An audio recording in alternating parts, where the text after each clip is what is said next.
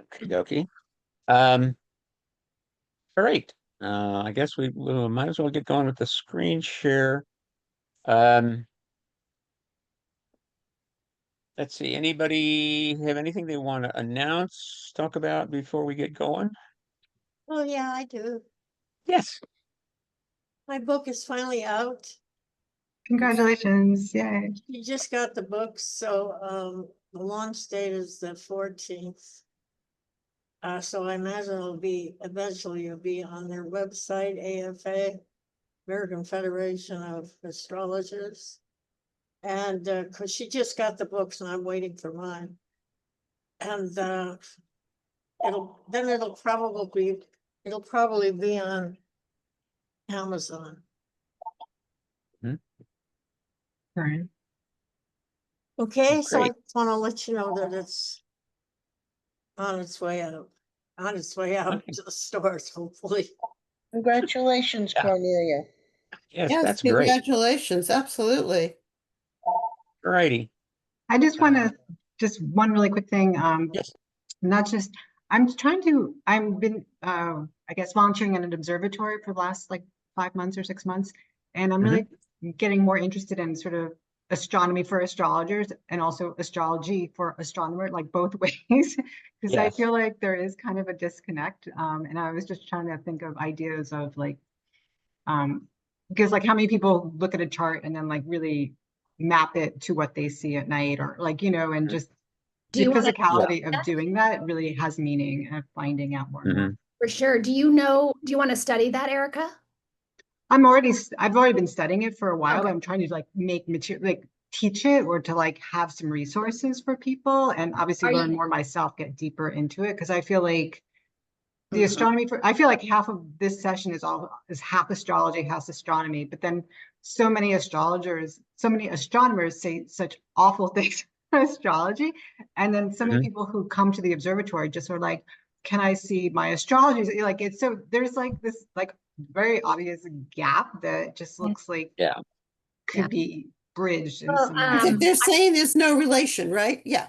Yeah. Well, I will worse, tell worse. you, They're not very nice. if They you're don't know an astrologer. familiar, there's two resources if you don't know about them. OPA, Organization for Professional Astrology, they have a astrology and astrology and astronomy course, and they do it. But Gemini Brett is the one I would say is the biggest advocate for it to help actually blend those communities and also teaching, making curriculum that can actually transcend and bring close that gap. Because it's funny, like astronomers used to be astrologers, like used to be together, and then it's split for like obviously more power political reasons. That's a big passion of his. So if you're curious, I would look him up. It's what's his name again? Sorry, just Gemini. Gemini Brett.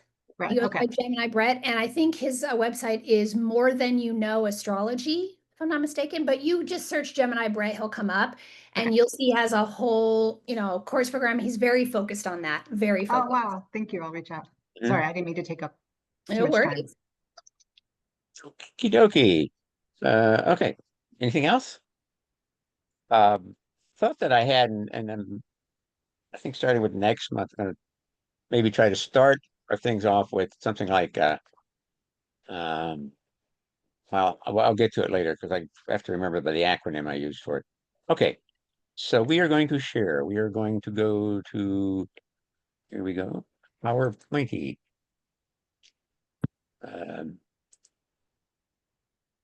What are we saying here? Oh, let me start.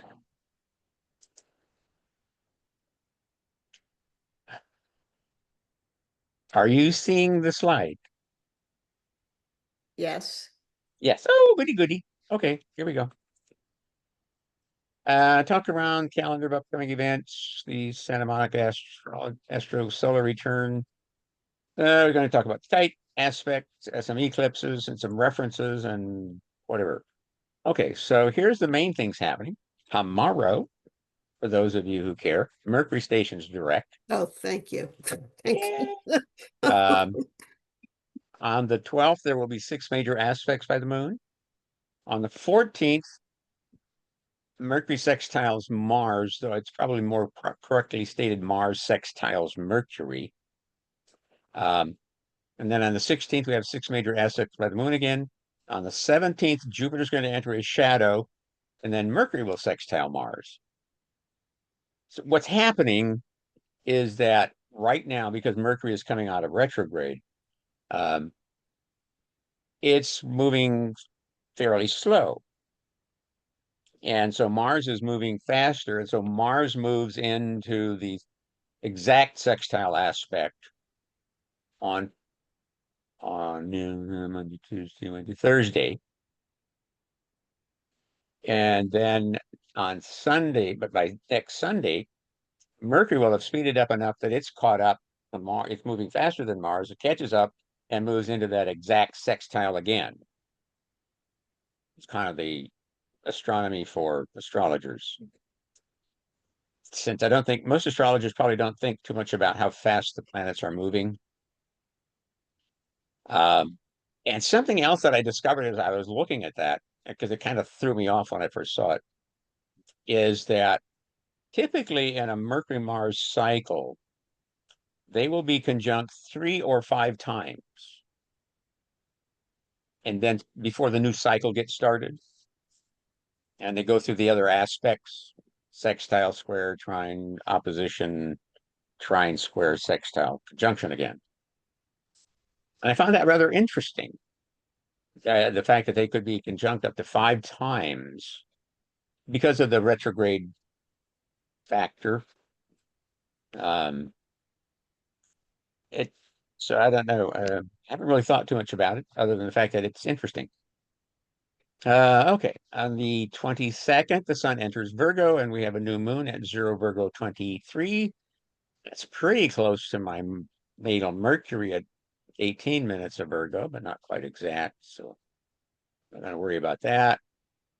On the 24th, the sun will square Uranus. On the 25th, we have 6 major aspects again, 5 by the moon and 1 by Venus. Venus was all And will when you also said it was a little bit off, when you go back to 822, you said sun enters Virgo, okay, new right. moon. And then we have the new moon at 0 Virgo 23. And then you said something else after that, like it Oh wasn't. yeah, it's close. It's close to my natal Mercury. Okay, where My is it? my natal Mercury is at 18 minutes of Virgo. Okay, so So what that's does fine. the difference mean that it's It's 5 degrees difference? it's 5 minutes difference, 5 minutes difference. which is 1/12 of a degree. Okay, and where's mine? Yours is probably at about 19 or 20. Oh, let's see, it'd be a day later. Yeah, yours is a little farther in there because you're born the next day and Mercury's speeding up to catch up to the sun. So yours is probably at 1 degree and some change Hmm. of Virgo at least. But still, that the moon on the 22nd, it's going to be close enough for both of us. Um, yeah, for those of you who don't know, Rita and Liz Green are my triplets. We're triplets, more or less. We were born relatively close together. Different parents. It's hard to have triplets that way, but okay. Then That on the poor 20, mother was busy.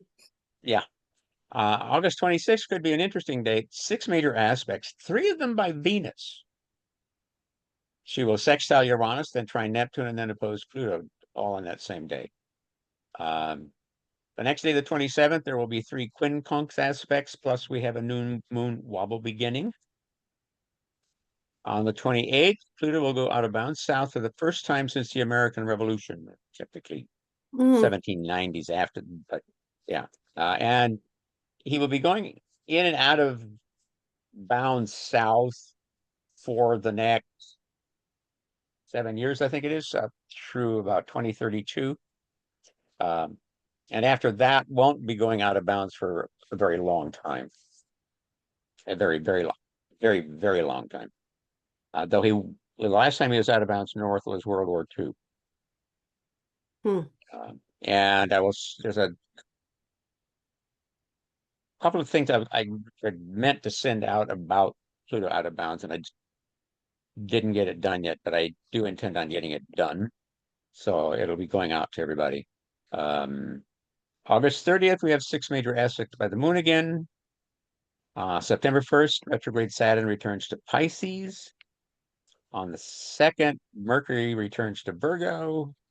On the 3rd, Mercury will square Uranus. On the 4th, Mars squares Jupiter. Now, what does that mean when something squares something like that? It in this case, let's see, it'll be Mercury will be making a crisis of action square to Uranus. So it's kind of like creative actions. Get creative, uh, dig into be your unique individual self. Hmm. But then because then on the 5th, Uranus stations, not direct, but retrograde. Silly me. I'll have to fix that. So Uranus stations retrograde on the 5th, and we'll be back to 4 planets retrograde. Hmm. On the 7th, we have a full moon, total lunar eclipse at 15 Pisces 23. We'll be looking at the chart for that, so we probably we won't get to see it, not at its best anyway, because of the time of day. It's in the daytime. The moon might be moving into the shadow. I'm trying to think. I don't think it would be as it sets that morning. On the 12th, again, 6 major aspects, 4 by the moon and 1 each by Mercury and the sun. September 13th, the Sun Mercury superior conjunction at 20 Virgo 55. The superior conjunction is when Mercury is on the far side of the sun, moving direct. So the sun is between the Earth and Mercury. And then on September 14th, it's our next meetup, and we have 6 major aspects by the moon. Jim, Yes. I'm looking just at the list here, and did you, if I'm not mistaken, miss a beautiful trine between Venus and Jupiter that happens tomorrow? I mean, a beautiful conjunction and trine. No, I Do you purposely did. leave that out? I did actually. Do you get my forecast? I do. Okay, so your meetup. Yeah, because I talked a little bit about it. It's an interesting conjunction because at that point they're disconnected from the rest of the planets. I They're not noticed that with aspecting the anybody full else. moon. They noticed that with the full moon, right? It's like kind of Yeah. separate from all that action. But the way Yeah. that I bring my interpretation is that they are answering to the moon. They are answering to the Aquarius moon being Cancer in that way. That's where I kind of make that connection. What do you mean Yeah. by So answer? What do you mean I, by? yeah, meaning I'm not gonna. Cancer is ruled by the moon, Yeah. Mhm. right? So Oh, there's oh, this lunation. There's like this lunar thing. So I feel like it brings that Yes. kind of friends, family kind of vibe. Yes. But Mhm. also, it's And making a trine to the moon today Mhm. or over. Yeah. Yes. And Jupiter is exalted in Cancer, so yeah. Yeah. Mhm. I don't know. Make a Yeah. little. So I mean, while they're not making an actual aspect of the other planets, Yeah. the simple fact that they're in Cancer and Jupiter's exalted tends to take Yeah. things back to the moon. But um, then you get into something that there's too much of a good thing, or sometimes Oh, something it may seem like a good thing, but you know, yes. Yes, I it did read seems that too good to be true. It probably is. for sure. I think you Yes. always, Yeah. anytime Jupiter's involved, you have to be aware of that Yeah. it's going to just magnify anything that you're feeling, anything that's happening. It's not, Yes. Yes. not Which is roses and good, bad, or butterflies, otherwise. unicorns. Yes. Well, Yeah. that's Exactly. You have that exact, right, Jim?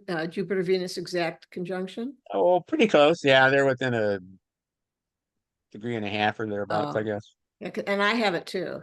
Yes. Oh, nice. Yeah. Mhm. Yeah, it's like I've never quite been able to separate the two Yeah. because they are so close in my Yeah. chart. Yeah, it's like, Yeah. okay, whatever. Yeah. Yeah, it's like I'll take the luck and live with it. Okay. I just wasn't sure why you left it out, but I'm Oh, it trying didn't list it up there. It's yeah, it's just one of those things that happens. That's a little Mercury retrograde error. yeah, just a little. Yeah. It's Oh just my fine. God. Yeah. This was Yeah. a bad one too, to me.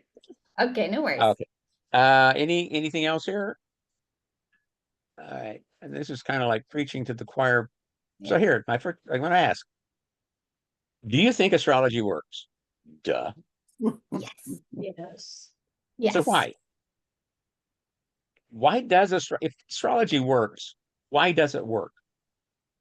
Why does it Are work? you asking for Yeah, what is it cosmic? that connects us to, what are the planets Work because for doing? some reason or other, apparently, and I don't know the reason why, that these planets go in cycles and everything else goes in cycles. The whole universe goes in cycles. And it's just seeing the bigger picture. I know it works because it's happened to me so many, like right now, my friend is in the hospital. He has 29 Pisces rising. So he's got Neptune and Saturn sitting on his ascendant. And so he's going through all kinds of medical things because it's been going back and forth across his ascendant. Heart problems and kidney problems. He's going to have to be on dialysis. So I think that pretty much explains what that's doing to him physically. It's I all think happening. the sky shows patterns of time that replicate in our lives. And so there is a timing aspect and a pattern aspect that Yes. echoes Yeah. both, above and Well, the below, thing whether is, it's the thing seasons is or. that he had these problems and I kept ignoring them. And I kept telling him, you need to get this evaluated. So to my doctor daughter told him the same thing, but he just hung on as if he could do it himself. And finally I said, that also, the other thing is that it squares his Uranus. And he's had a nerve condition that's affected the spine and the neck. But they can't get to that until they get the other things straightened out. So it's like, finally at the last minute, I said, they're gonna take away your Medicare, you better take care of this before that happens. To So, go back on what Erica is saying, I think their connection to nature is a reason why it works. right, Because we are part of nature, our bodies, we're connected, that it is a natural order, the natural cycles, we are connected to that. And therefore we are connected to all of the energies, all of those cycles, all of those planetary cycles. And we can see, like she's explaining, the validity, we can see it in our lives when we look back. It's almost like you can't make this shit up sometimes, right? When they have those moments, it's right there, plain as day. But I think what you're saying is our connection to it, Right. energetically, by the cycles of life, the cosmos, the nature itself is why it works. And then we see it on paper in the examples of our lives when we look back.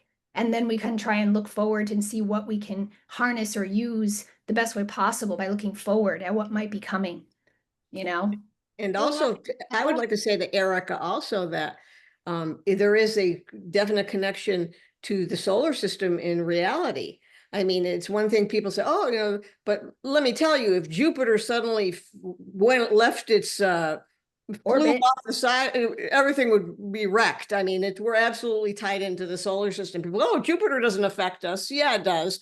Physically, for sure. But that's not the only way, because to me, it's all a synchronistic system. It's all operating in synchrony. So you can't really take anything out without having an effect. So for Yes. me, I tell people that are like non-believers, I go, well, if the moon can raise the levels of the ocean, a full moon, Right. and we are mostly water, it's affecting us. The other planets are affecting us too. And then my own personal truth is, whenever my money gets messed up and I'm not paying attention, damn it, Mercury's in retrograde.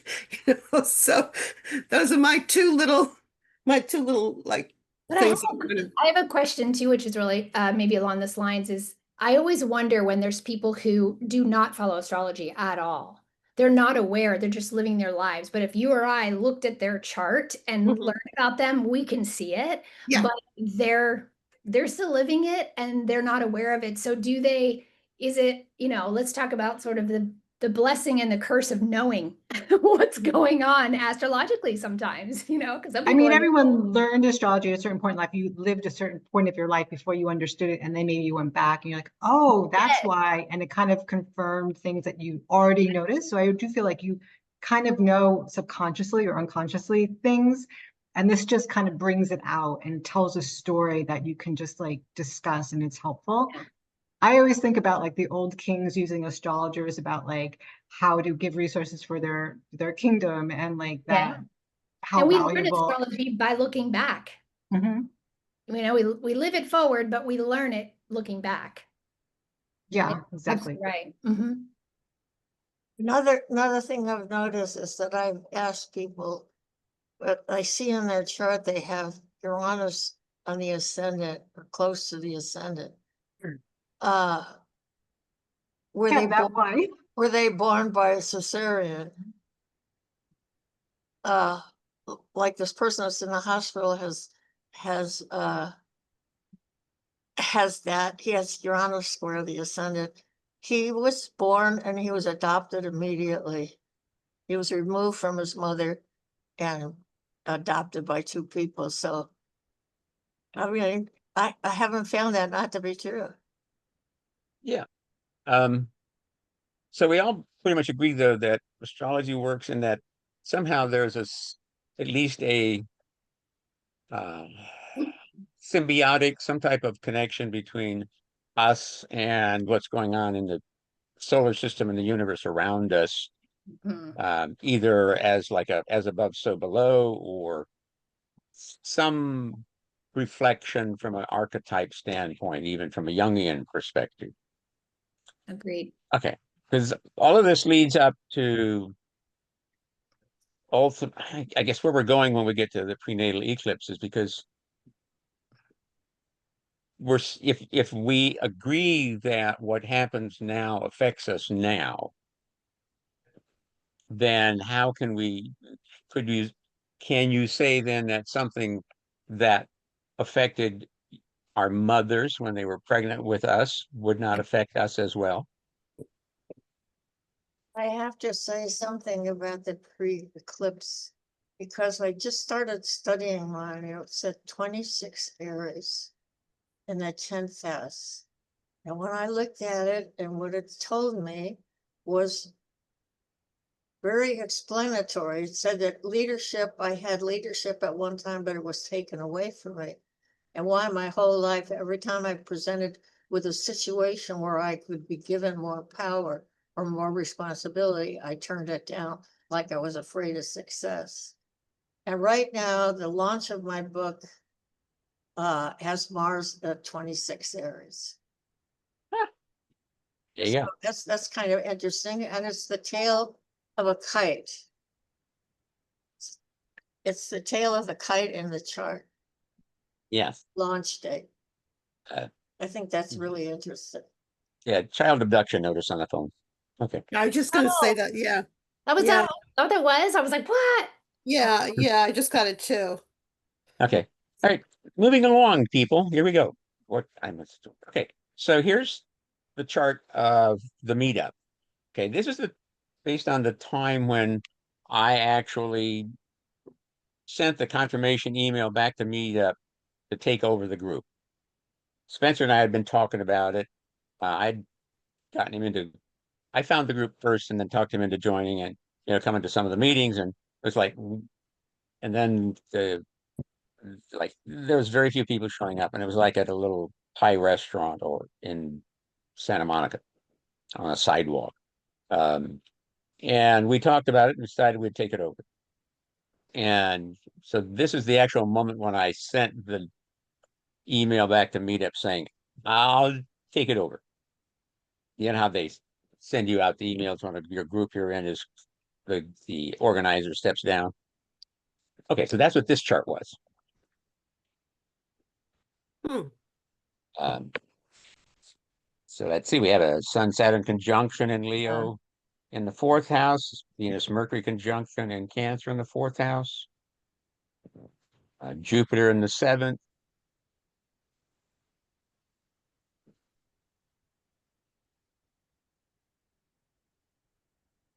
I like the Pluto in the 8th. Hmm. Oh, Mars is on my Sun. Hello, about that. Ken Virgo. The moon is on my sun. Nice. Yeah, there you go. Made a lot of great friends at that group. Mhm.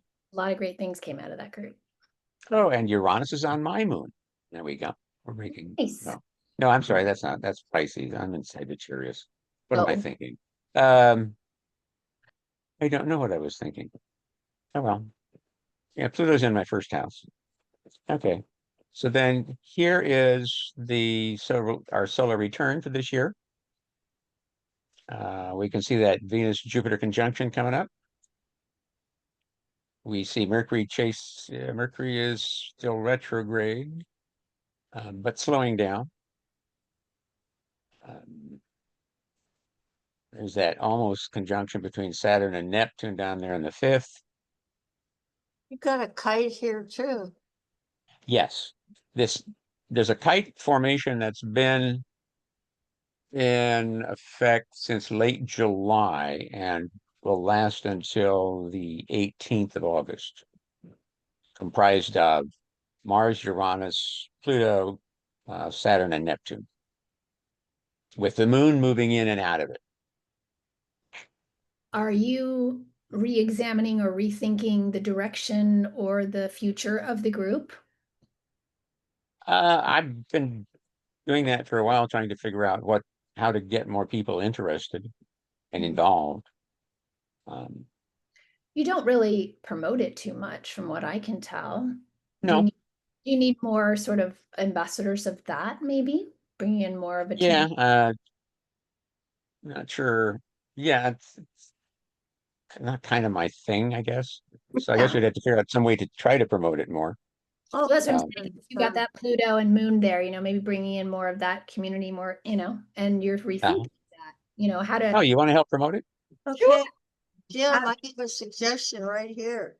Mhm. In the AFA bullet, in the Oh, back, they have a list of member classes and events happening, so you could advertise it because it has a whole section on California.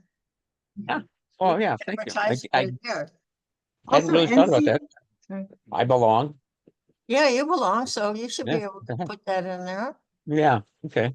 Also, NCGR LA is closing. Saw that. And so you could give that, you can offer, they can maybe send out a closing email, like, oh, if you're still interested in joining, Yeah, recommend this meetup as a place too for people to go who Great want to Yeah. idea. continue. Great idea. um, I just saw that. yeah, I think well, there's some of the people I know that are in our meetup that are also in the NCGR one, but yeah, I'll contact them or send something out to them if I can, Film, whatever. invite them to join. Okay, great. Um, I have to mention Yeah. one thing that my launch date is the 14th and it has a same kite Hmm. with the Mars's tail. So Yeah. that's kind of interesting. Someone said It there was a double is. kite with Mercury, Mars, Uranus, and Pluto. It's a little looser, obviously, than the one you have up Yeah. there, but it's kind of there too. Hmm.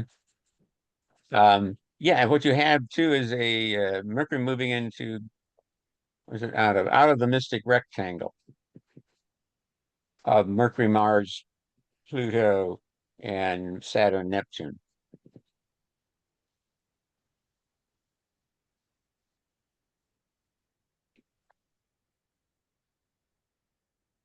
Yeah, it depends on your orb stretcher. Um, Well, it Okay. seems like all the power rests in that wedge of the Aries vortex. okay, so here's the bi-wheel, and I've got our solar return on the inside, with the natal on the outside to see where the influences are going to be for the coming year. Since that's what the return chart kind of represents. So we know, I mean, obviously we got the sun. Let's see what else is connecting here. Um, hmm, Well, the sun is still in the ninth house and the Mercury's still there, yeah, except this hmm Mercury moved into Leo. yeah. So we still have the ninth house. Mhm. Pluto's it moves Pluto into the natal Pluto goes into the second house. And the return Pluto's in the third house. So let's see. And it's right after, let's see, it's right before a lunar return. How about that? Just a matter of hours I- before before a lunar return. That's interesting. Well, I do think there's maybe some desire effort that needs to be taken here to expand the visibility of the group, to expand and show its value beyond, Hmm. you know, Yeah. Perhaps Pluto and the second. natal Pluto and moving into the second might indicate some way, looking at some way to maybe perhaps even monetize it a little bit, Mhm. to allow for more advertising or to get more diverse speakers or something involved. Yeah, I don't absolutely. know.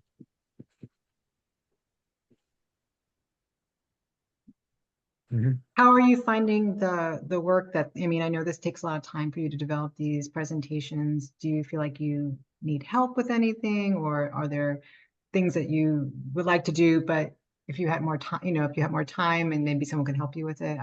Not sure how you're feeling. Well, yeah, what I'm trying to figure out is how to reach out to. I mean, we have 1,207 listed members now, though there's some duplicates.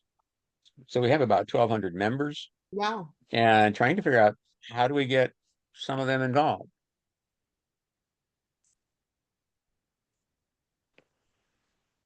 Yeah, to at least attend Mhm. something.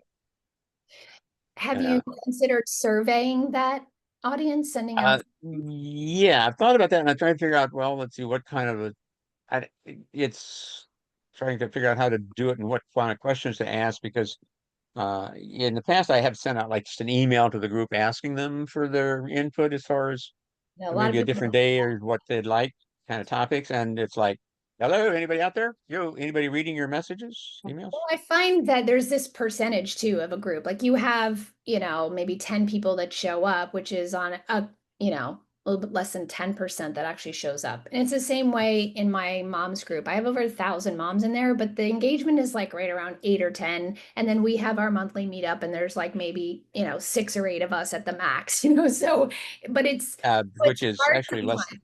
Yeah, Yeah, and that's less than 1%. right. You know what I mean? Yeah, but it's LA. I do think Okay. having an in-person event would trigger Yeah. some more participation, not like all the time, but just like once or twice a year to like Yeah. energize people, because Hmm. it does make a difference. Well, Yeah. maybe your party idea, a party. Yeah. You Hmm. And you don't have to throw it. You can have other people help, Yeah. Well, support it yes, and it throw would it. Yeah. I mean, have Yeah, to like find out. Then it's like find a day when a lot of people might come. But yes. I think it's Uh, hard. You're battling the tech, and everybody's online and all of that. And so I do find that with our groups too, like still having this human connection is still really vital, yeah. even though we're using tech to connect. Um, Hmm.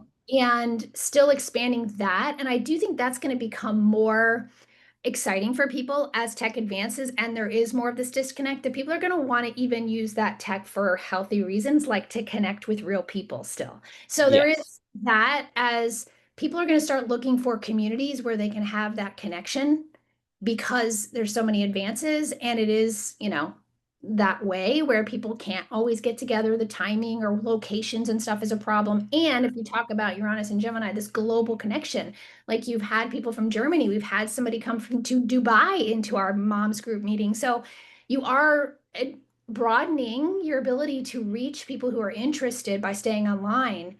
And you're Yeah. also bringing a bit of a human connection because you can see each other. So Yeah. it's just the effort. I think more and more people will start looking for that.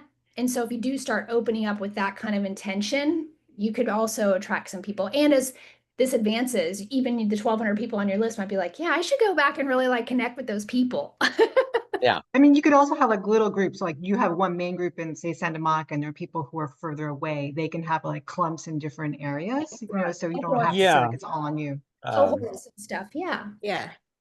yeah, I'll, I could try welcome. to I could just see how many people are beginners and are or consider themselves beginners that are more or interested in basics and do some things directed towards them.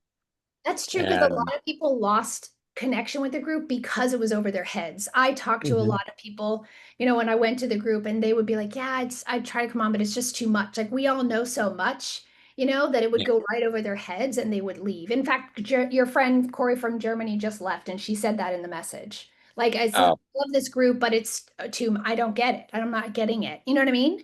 Well, yeah. that's to me is the big hole is how do you attract younger people? Because even most of I've gone to a million Zooms in the past 5 years, and so many of them are very esoteric stuff, transits of Vesta and stuff, Right. I'm really out there. And there's no on the social media I go on, which is mostly Reddit, uh, um, there are all kinds of people that are looking for some kind of beginner astrology thing. Even in Southern California, there's nowhere for them to go. There Yeah. literally is nowhere for them to go. Well, And if they do go, it's like we're saying here that it's all advanced level astrologers that somebody comes in and they don't even quite know the Well, rising those are the sign people who yet. show up. People who show up each time are the people who, are really studying it. So Yeah. people come and go at the beginner level, and maybe 50% of them will actually come back. So there's such a high attrition. There's a very Yeah. high rate of people dropping out when it's basic. It's almost like learning a language, like everyone wants to it, learn Chinese and then they go for the first yeah. 3 weeks and It, then Yeah, they're that's true. gone, Yeah. mhm. And I feel It, like the social media sphere is saturated with astrology. Like it's everywhere, TikTok mhm. It's and Twitter huge. getting a little piece of it and everybody's talking about it. It's like that's my thing. It's like I don't to put this out, it's like it putting out into the sphere when it is saturated. So that's the other thing. Like that you said, they're gonna learn the basics. They can learn that quick and then they're off thinking they're astrologers and they're on TikTok and they're sharing their stuff. You know what I mean? So I think you could have that class like you used to do, Jim, where it was like once or twice a year. It was like, we're going to get back to the basics and come, and welcome those people in. Um, or, the value of the basics you can get so much out of because that's when me and Cornelia talk about children's charts. Like I tell parents, you've got to just stay with the basics. Like you, you don't want to project all that stuff onto a child's chart anyway. So basics is where it's at when it comes to that. Mhm. You know what I mean? So the baby and, Well, I think so you're right. I mean, I think most people can very easily access what are the meanings of the signs, the planets, the houses, and everything else. But then it's the next step. and You know, everybody has a foundational course. Anybody yeah. who's an astrologer And practically they has. want to learn from other astrologers that, especially more than one. You see, that to me is kind of the downside You of, need practice to do it. yeah. Yeah. But It's like the thing you need about a the space to classes is practice. when most of the things that I've looked at, which are astrological courses that have a series of classes to get whatever certification or whatever you want, you're really still only dealing with one astrologer at a time. So you say, okay, let's talk about how to interpret a comparison, a synastry or Industry. something. There's one person teaching that. That's a lot different than going someplace and there's a bunch of astrologers and each one is giving their input. They're watching somebody delineate a chart and you say something and I say something and oh, look at this or something. That's what's missing. And I Mhm. think Mhm. that the middle ground Yeah. is missing. And I think that's something that people, My, it's not something for beginners. mm-mm. I think, the beginner should have some kind of a basic understanding of things before they start stepping out, try to look to get other opinions on things. Um, I always encourage people to, don't take, these are my thoughts, my opinions on how things work. And we're going to talk about the kite and eclipses in a minute here, um, which isn't the here all be all gospel of it all. But at the same time, look to see what other people have to say. Um, and, whose verbiage, dialogue, delivery is the one that you connect with. Right. Well, I went through to a couple of Zooms where someone of the group brought a person who wanted their chart read. And there were like 5 or 6 astrologers, and we all read the chart together. You know, there was the person, the novice person who's bringing their chart, tell me about it. And it was very interesting because each astrologer was saying, well, look at this conjunction. And then a different astrologer would do that. And so it was like having 5 or 6 astrologers read your chart. I mean, it was exciting even, you know, it was very engaging for both the professional astrologers levels and the person getting their chart read, because, you know, maybe some people were If I focusing may on say one so, Mark, perhaps I'm an old timer here, but I learned through books. Mhm. And I first got interested in it because my older brother was interested in it and he introduced me to it. And this was in the mid 70s. And he knew how to draw charts by hand. And, you know, he learned through books and I learned through books. And there wasn't any online anything for many years. And I'm sorry, but I don't understand the mentality of people that, okay, if you don't know about it, there are lots of books out there that you can read. You don't even have to buy them. They're at the library.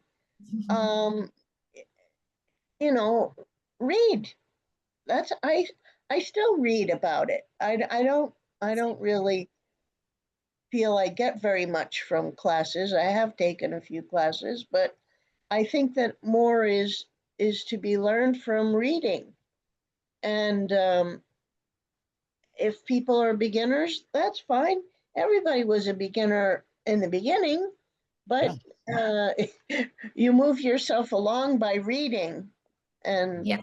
so anyway, that's all I have to say about I it. think you're right. There's a path to that in serious study and reading. But I think also the point that Robin's making is that you really can learn through different perspectives when you come into a group. So learning and reading on your own, that's how I learned. All these people, I have a certification. You know, I'm 20 years, I was self-taught other than, you know, origins of Jim Share, which I learned my foundations. And then I've been self-taught ever since, you know, and read. But coming together in groups is what expands what I've taught myself and giving me different perspectives of even those things. And I like the idea of what Robin's saying about potentially bringing in new people by offering that option of we're gonna have a reading, we're gonna bring people in. It helps kind of bring those newbies a broader perspective. Like there's a lot of different astrologers, and finding a community like even Astrology Hub where they have a different astrologer guide every month, you're learning a different astrologer's perspective and specialty every month to add to your collective knowledge. And it's really, really powerful to have those perspectives. Yes, and Jim knows quite a lot,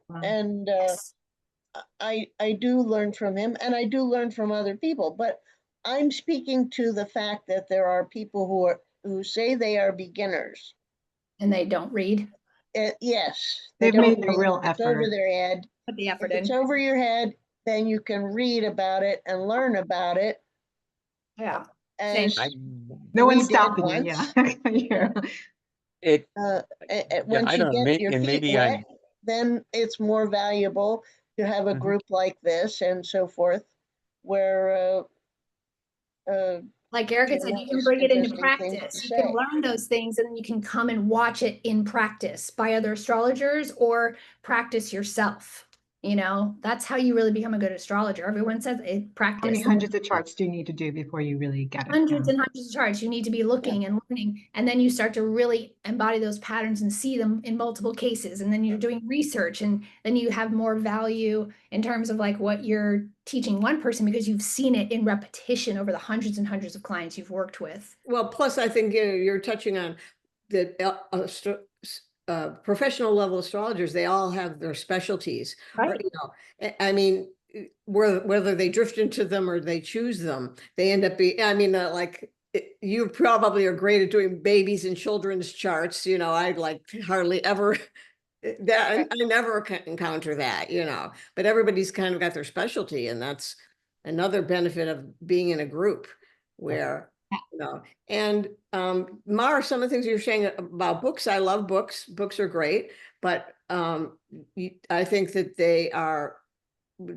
to me, one of the worst aspects of books, and I am also self-taught by books, is that so many try to do a general view. They try to do everything. You'll have one book and they're trying to teach you about all the basics and plus some transits and again, I think some astrologers are really good at doing some things and some are not that great. And I just donated 9 boxes of astrology books to my local library because I had accumulated so many books that most of them I read haven't even opened for decades, so yeah, young people are not really into the books that much. No, it seems to me that today's generation, the more recent generations, tend to prefer to get their entertainment, learning, whatever, from a little online video. Yeah. And unfortunately, like Mara, I prefer to read.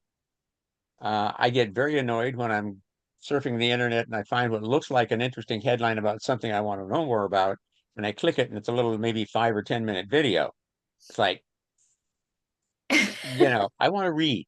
Give me something to read. I don't want to watch a short video, and then because if I can read it, I can have it in my hand. I can go back to it and look at it and read it again. I just the little videos don't do a lot for me. I think And one of the things that you're talking about here is that everybody has their own particular style. yes. Okay, if you're a visual learner, you like to look at charts Mhm. and see how they connect. If you're more an auditory one, you can listen to YouTube. How many people are on YouTube now giving you all kinds of information on astrology? So you can approach it in many different ways of what your style of learning is. Yes. Absolutely. And all learning should be Okay. multi-pronged anyway, I Yeah. think. You know what I mean? Well, I remember this lady who had a great impact on education because she talked about multiple sensory learning. Mhm. The more senses you involve in learning something, the better you learn it. Right. About Yeah. The that. kite, let's go on. Yeah, Yes, Talk it's around on subtle. this topic. Very subtle. Okay. So this is, the typical kite that we think of. And of course, now you can find all kinds of fancy kites, but this is the kite in the sense of the diamond shaped formation that we see as the one of the many aspect patterns that show up in astrology. Um, and it has a grand trine. yes, you have the grand trine, and then the uh, part up here, the 2 sextiles and the trine. This is now it's some call it a minor grand trine. Okay, what I think is important in the kite is that tail, because Mm. this is what controls the kite. Yeah, you ever tried to fly one of these kites without a tail? Doesn't do well. This is, you need a tail. So whatever planet is at this point, it's the tail of the kite. I think it has a lot of influence on the rest of the kite and how it behaves. Oh, I just had a thought I'm going to share later. Okay, so here we go. This is the chart for today's meeting based at noon. Um, we have the kite consisting of a grand air trine or an air grand trine, however you would prefer to say it. We have Uranus in Gemini, Mars in Libra, Pluto retrograde in Aquarius. And then we have the minor grand trine of Uranus trine Pluto, sextiling Saturn and Neptune. Now, this little mini minor grand trine here is going to exist for a while, even longer than the grand trine itself, because Mars is moving out. And by the 18th, Mars will move far enough that the orb between Mars and Uranus breaks the trine, and so you no longer will have the grand trine. And if you go online and you search, you'll find all kinds of different people with their different explanations. Here's one from website Astrology King. Basically, kite aspect pattern comprises a minor grand trine on top of a grand trine. For the kite figure has 5 blue aspects surrounding 1 red aspect, the red being the opposition, uh, three trines and 2 sextiles. And so you get the blue aspects. So with a ratio of 5:1, there's an excess of blue substance aspects. The pleasure and harmony principles influence these. Planet at the kite's tail works like a tension ruler opposite the small triangle and the other half of the horoscope. This is where its needs and latent abilities make their presence felt. I have at the end, I have the web address for Astrology King. You can, I will send this out to everybody afterwards at some point. You have, and so this gives you an idea what, and then here's another one by Astro Style. Kite is one of astrology's most powerful aspect formations, designed for breakthrough moments and sustained momentum. That's interesting. I'm not one to say that some astrologer is wrong in their interpretation of things. Have you ever seen this book, Jim? This is Jansky's book on patterns. Which one is that? The Read it, Cornelia, because I can't see it with your with the filter on. Just read the title. It's called Planetary Patterns and it's by Archie Jansky. And this was done a long time ago, but it's classic. I mean, he really explains if you have this a little off or that a little off and how it changes the energy flow and so on. It's just a fascinating book. I use it all the time. Not only that, but it's got a lot of examples in it of people with their charts. Jim, So did you change the screen? I can't see anything but gray right now. Yeah, I Okay. see gray too. Did you open another window? It's blocking you. Yeah, it might be. No, I don't have that one. Yeah, Jansky. Yeah, I have got a couple of things by Jansky, but I don't have that one. There you go. So yeah, I had to look at my list. Oh, that's what you did. Yeah. That's what I was doing. So looking at my list to see if I had that Jansky book. I don't. Yeah, Jansky books are it was in not the always that easy to come 70s. by anymore. This was published in the 70s. Yeah. So visually, that creates a diamond or kite shape on the chart. Energetically, it offers a unique blend of ease and challenge, giving the chart holder both talent and the drive to realize it. Kites share characteristics of the grand trine, but the 4th planet in opposition adds a layer of challenge. This planet becomes a point of emphasis. Some astrologers call it the focal planet or peak planet. And that's the planet at the top of the kite, which, yeah, okay. Yeah. This planet becomes blah, blah. It can project the energy of the grand trine in a focused way, further highlighting a person's talents. The sextile aspects in turn help ease any tension created by the opposition. That's where I tend to say, okay, they can. Yeah. Can you also And think of it as an arrow? So I'm looking at the vortex with that wedge. So it's like the tail is like the arrow that pushes everything out to the kite. mhm. So here's some of my thoughts on the kite. A bow and Bow and arrow. Right. Okay, fix that. But yes, when I see the kite, I think of the astronomical equivalent, which are the Lagrange points. Lagrange points are formed between a large body and a smaller body that orbits the larger body, and are points basically of gravitational equilibrium. That's one way of looking at it, where things stay in sequence. It's like the Earth orbiting the sun. I mean, there's this equilibrium that's established that allows us to keep our relatively stable orbit going and prevents us from being sucked into the sun or thrown out into the universe. Now, in the case of the Earth, we have, Mars Jupiter, Saturn, Uranus, Neptune, all out there exerting their gravitational influences on us, trying to pull us out while the sun is pulling us in. So there's that balance there.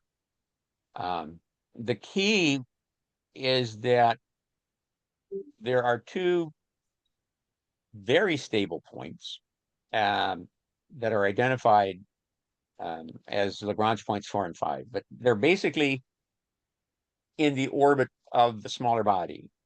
And that's where that equilibrium is such that other bodies can get caught in there and held. And classic example is Jupiter orbiting the sun. Jupiter has two clusters of trapped asteroids, one that lead Jupiter, that are ahead of Jupiter in its orbit, and one cluster that's behind Jupiter in its orbit. And both clusters are basically about 60 degrees away from Jupiter.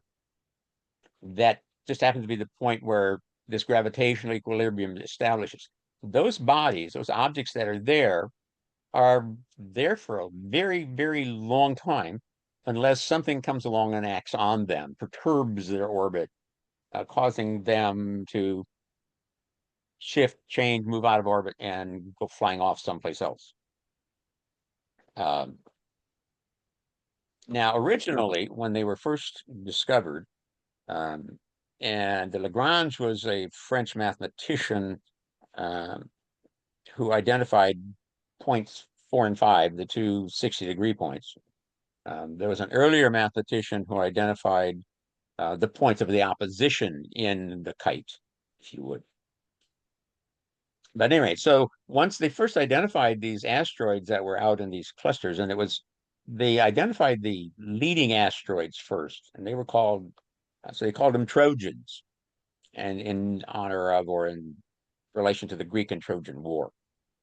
But then they discovered this other cluster, and so they called them the Greeks. And let's see, the Greek camp is in front and the Trojan camp's in back. And they were naming the bodies as they discovered them after the Greek and Trojan heroes. Problem one is that the first one of the first Trojan asteroids they identified ended up what later became known as the Greek camp. That's Hector. And one of the Greek heroes ended up being up in the Trojan camp. And if you look at the story of the Greek-Trojan War, Hector was the Trojan hero who was killed by Achilles, if I remember correctly, from the Greek camp. But there's so many of them now that they've started using the names of Olympic athletes. But here's what it looks like. All right.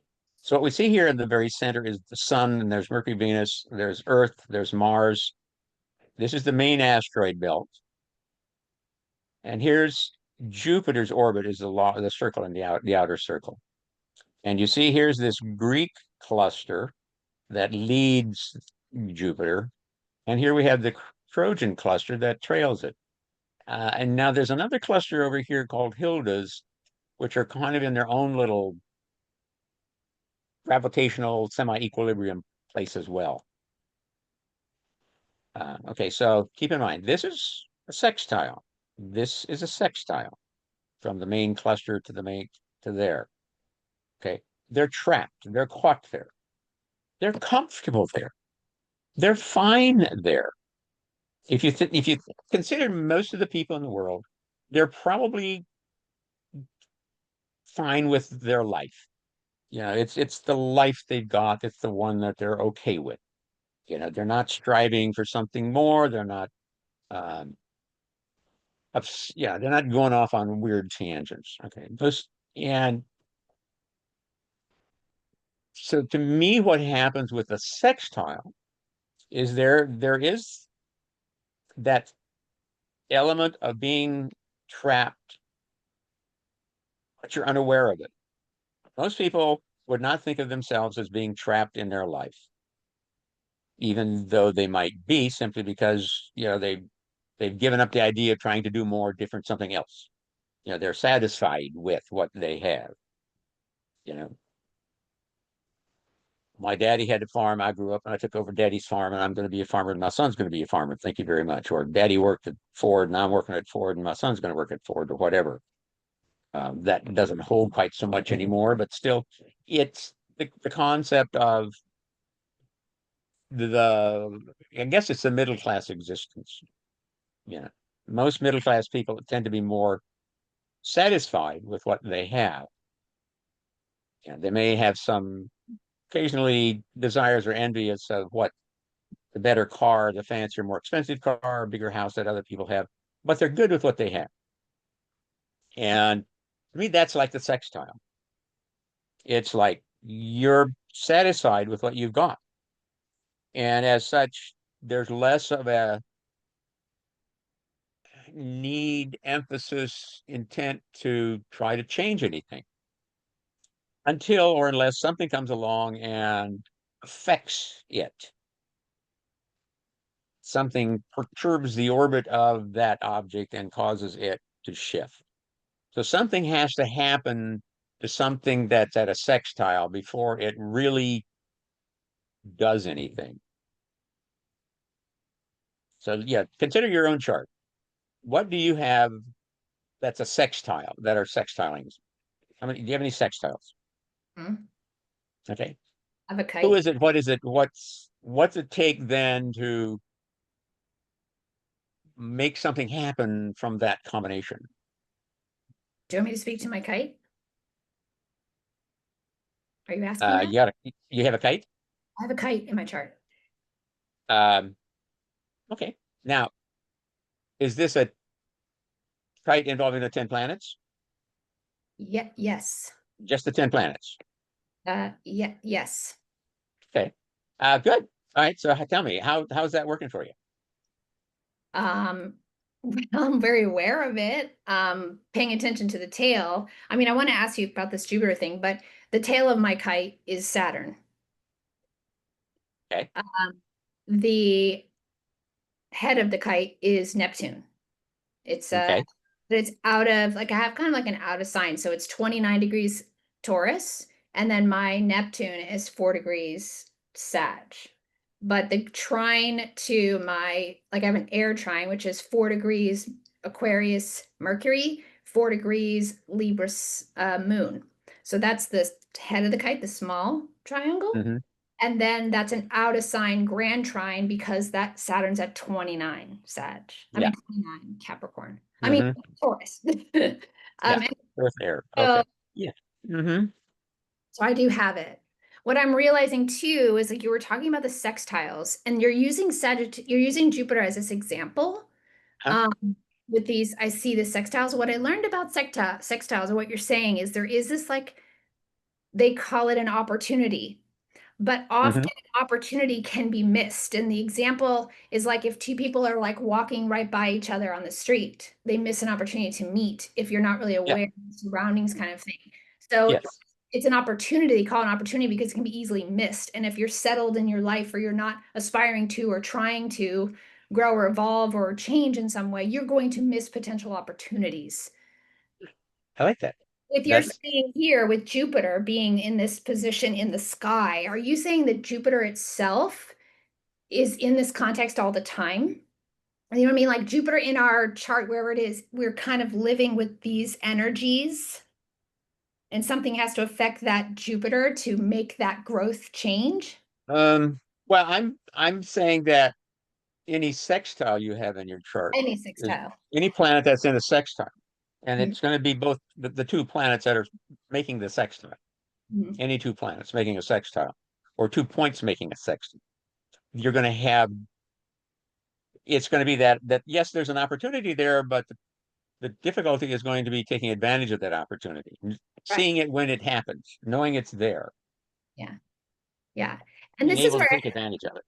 So I I always felt like the harder aspects, the squares, the oppositions, make you do something. That's the friction, and the easy aspects, the trines, the sextiles, are nice. They're more livable, but they don't actually get you anywhere.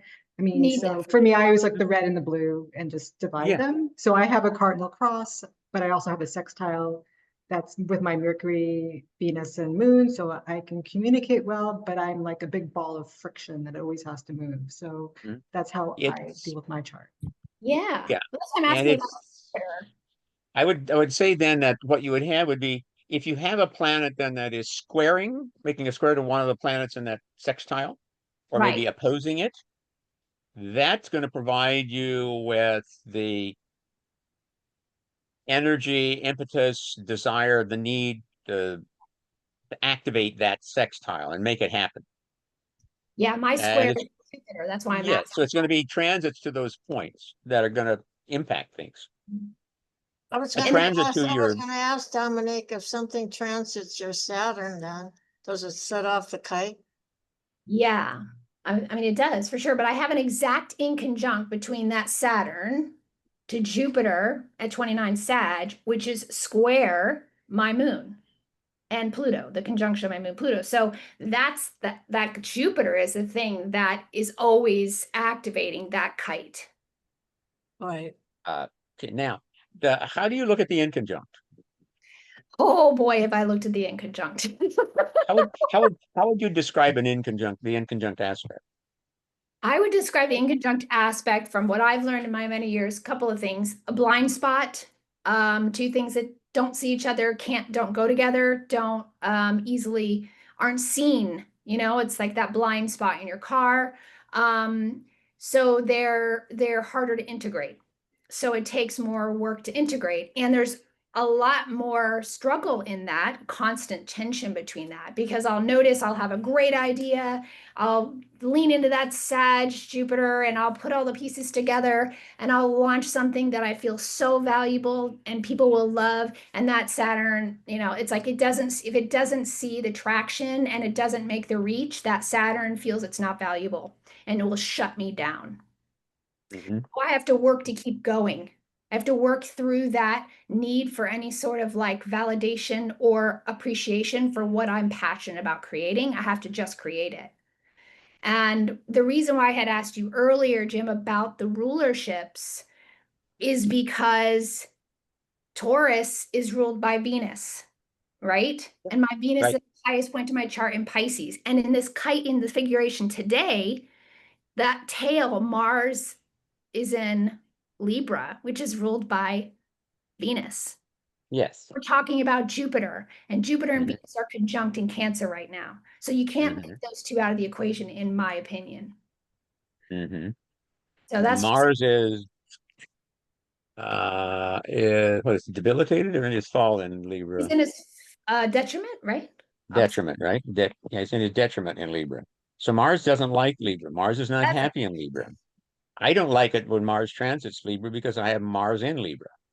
But then Um, also Saturn is in Aries, which is in its detriment that's opposed it. So they're both Right. detrimental. Both. yes, Yeah, there's struggle. There's because struggle. yeah, they're and to to my way of thinking, when a planet is in a weakened state, Uh-huh. um, it's kind of like the um, prey animal backed into a corner where it doesn't have any way out except to attack. Mhm. Yeah. Yeah, so it can be at its most dangerous. Right. Well, the way I'm looking at this kite in the sky now with Mars in Libra, I wrote down some notes in terms of rulership because I'm curious about you where you're saying like it's not really touching anything. So the influence or the message interpretation, whatever you want to say, when something's touching versus when it's not touching, like what your view on rulership is. Because to me, in order to make this thing fly and how it flies is based on that tail, right?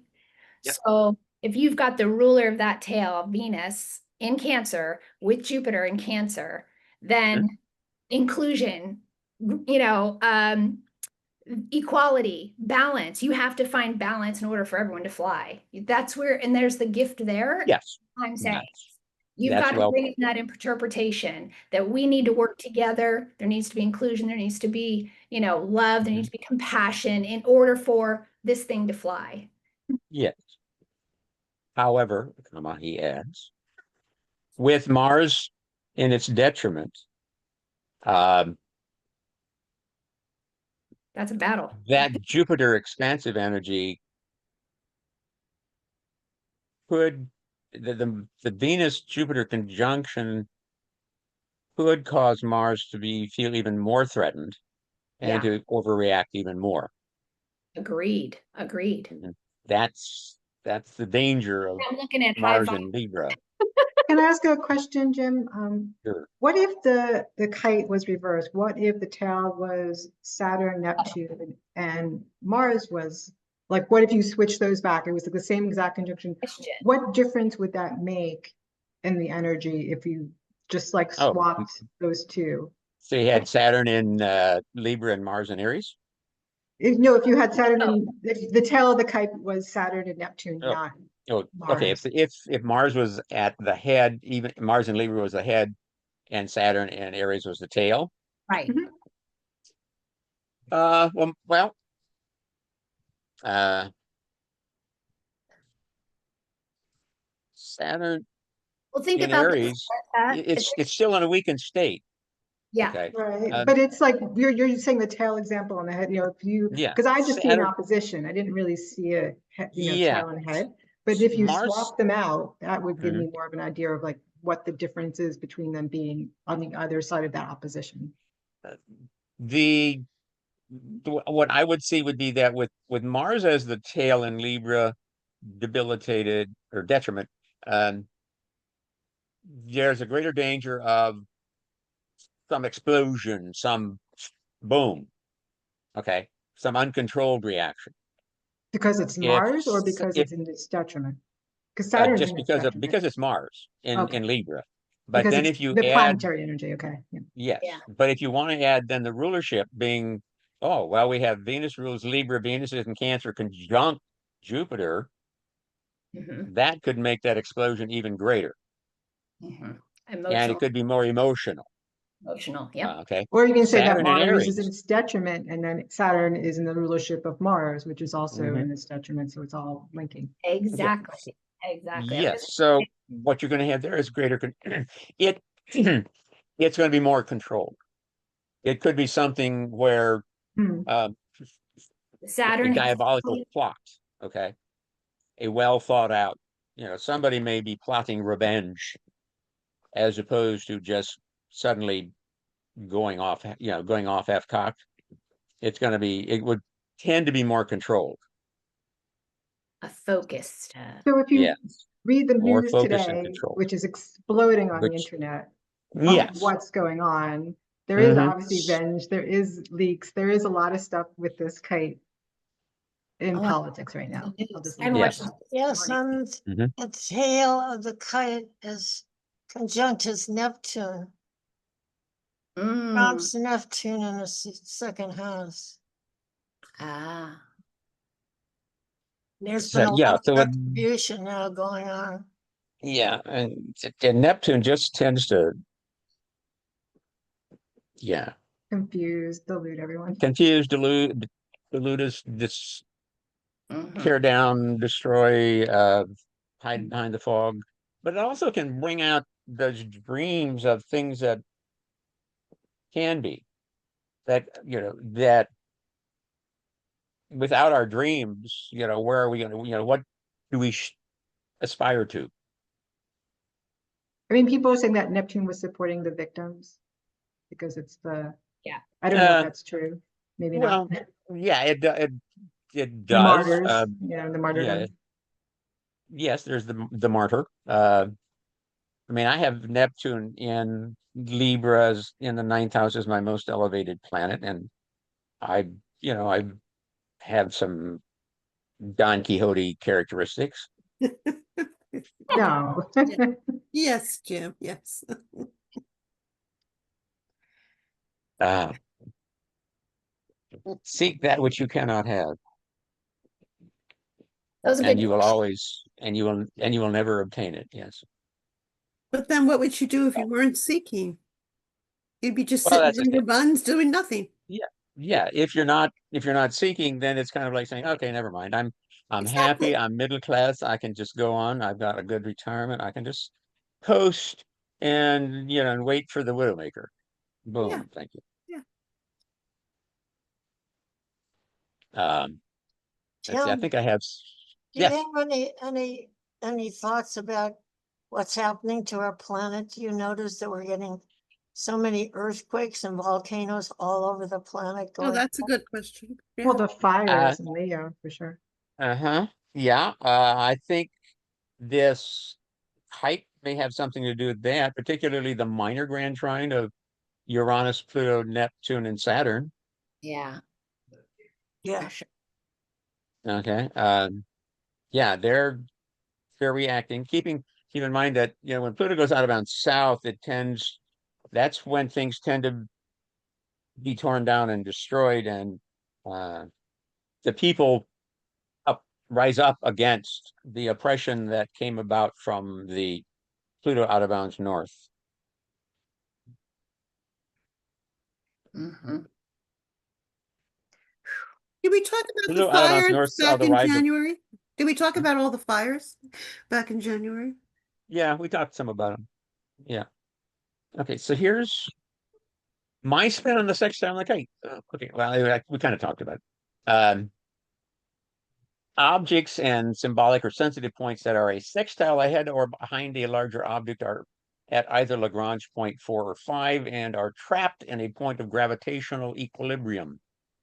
This can be a comfortable feeling, safe, protected, or it may be a point of stress, unable to break free unless or until another object acts on, such aspects it, natally or by transit.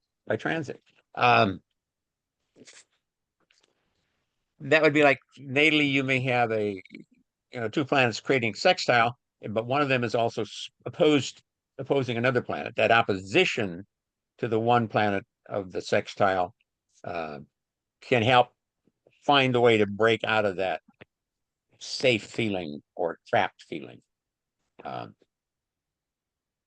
Feeling safe is like, I'm comfortable, house is paid for, I got a nice retirement income, don't have to worry about things, unless of course you're thinking about getting older and the health or whatever.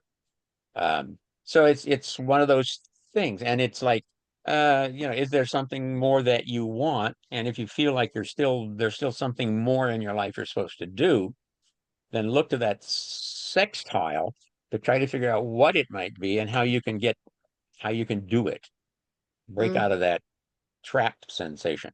Thank you. I'm analyzing myself while we talk here. It's very fitting for me too. I love it. It's I'm helpful. thinking of the same thing. Yeah, no, Yeah. like, but I think I learned that the sextile was a way for me to get out of my cardinal grand cross, like that energy, because you You're need a way looking for to a positive escape it, else you're just looping around and round and right. Yes. going suicidal. Yeah. Kind of thing.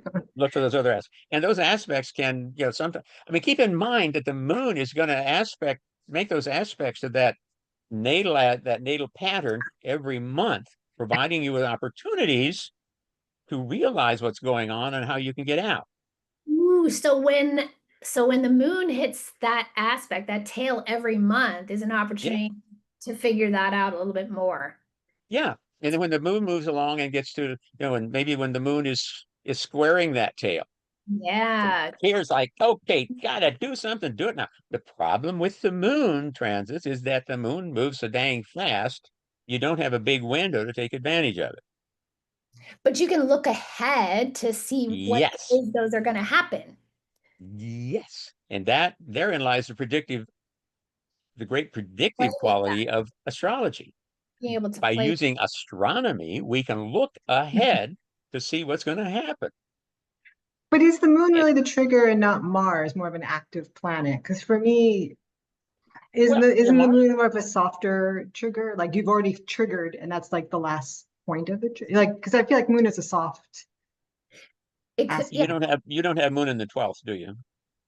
I have moon in the 10th. I have moon on the top of my chart. No. Yeah, try having moon in the yeah. 12th. Yeah. Generally we think of the moon as being softer, but the moon also Oh, yeah, represents that automatic response. It's our autonomic nervous Oh, system. right. It's early childhood, early development. So it's that it's almost like the habits that we've developed It's that the are they're programming. comfortable. what's the programming? What's the habit? Yeah. What's the automatic response? And so there's a Mhm. chance to recognize you can do something different in that moment. Yes. If you So know, the moon could be triggering your patterns over and over Right. every Yes. month and but make the a real Mars, difference. right? Keep But it, the yeah, Mars 'cause can keep give it, you that motivation to act when it hits that, for sure. Oh, I see. yeah. For sure. Now, What is it with moons? More suicides? The tides are raised. We're mostly water. What else is with full moons? More accidents. Lots of things. uh, Yeah. well, yeah, yeah, full moon, yeah, people go a little wacko. Falling in Well, love, you they know. say it doesn't, but statistically, but at the same time, you talk to the emergency responders and hospital people, and they all say, "Ugh, I don't know Yeah. about that." But sometimes, the statistical, if you use a large enough sample, the statistical probability of something becomes, even when it is, yeah, it's harder to find the statistical probability of those things that might be the outline when you have a too large a sample size. In which case, you have to keep in terms of, if you're looking at 100,000 as your sample size, Yeah. um, how many do you have to have for an aberration that catches your attention? I always see the moon as timing, like when it passes your ascendant or when like an event is going to happen and the moon kind of gives you more of when is it going to happen versus Yeah, making is it it? happen. Yeah. Okay. Yeah. But also keep in mind the aspects as they move. Okay. So the moon starts by conjuncting the planet. Then Mhm. it moves to that waxing sextile, then to the waxing crisis of action square, the waxing trine, then the opposition. Waxing is growing, expanding, developing. After the opposition, then it starts to wane. As the moon gets smaller, things are contracting. You start to refine your point, whatever it is that, what's your goal? Get it refined, get it realistic. And you go from the waxing trine, where you're kind of like taking a pause and planning what your actions are going to be at the the waning square, from the waning trine to the waning square. The waning square is the crisis of consciousness square. And that's where it's like you have to get real with yourself. What do you want? What is it you're really trying to accomplish here? And refine it down to a point where it's that doable action that takes you to the next step. If I can jump in and say something about sextiles. Mhm. One of my favorite aspects that I feel is very underrated. I kind of don't agree with that sextiles need to be activated. To me, they're already activated naturally. They're naturally activated because it's usually fire and air, earth and water. And I think that people that have sextiles, those are like their natural talents, and they're using them all the time, and they don't really focus on them as a big, exciting thing in their life, like the kinds of activities that squares present. When somebody overcomes a square and uses it, oh my God, these are the big celebrities and powerful people that are able to. Sextiles are just operating in the background, like low fires or something, or things that operate. It's like something like moon sextile Mars or something. Be right back. I have moon sextile Mars, and I automatically keep my environment very clean. My Mars is in Virgo, and the environment is always, I don't really think of that as something that I even have to work on. It's automatic. Like a lot of times I'll say something like, oh, where did I put that key? And then I would think, where would I logically have put that key? And I will go, and it's right where I would have logically put it, even though I put it somewhere that it was not really a conscious thing. I didn't say, oh, I'm going to put that key on that shelf. I just thought that would be the logical place for me to put that. And so next time I look for that key, that's where it is. And I think there are a lot of sextiles are operating that way, and people don't really recognize them.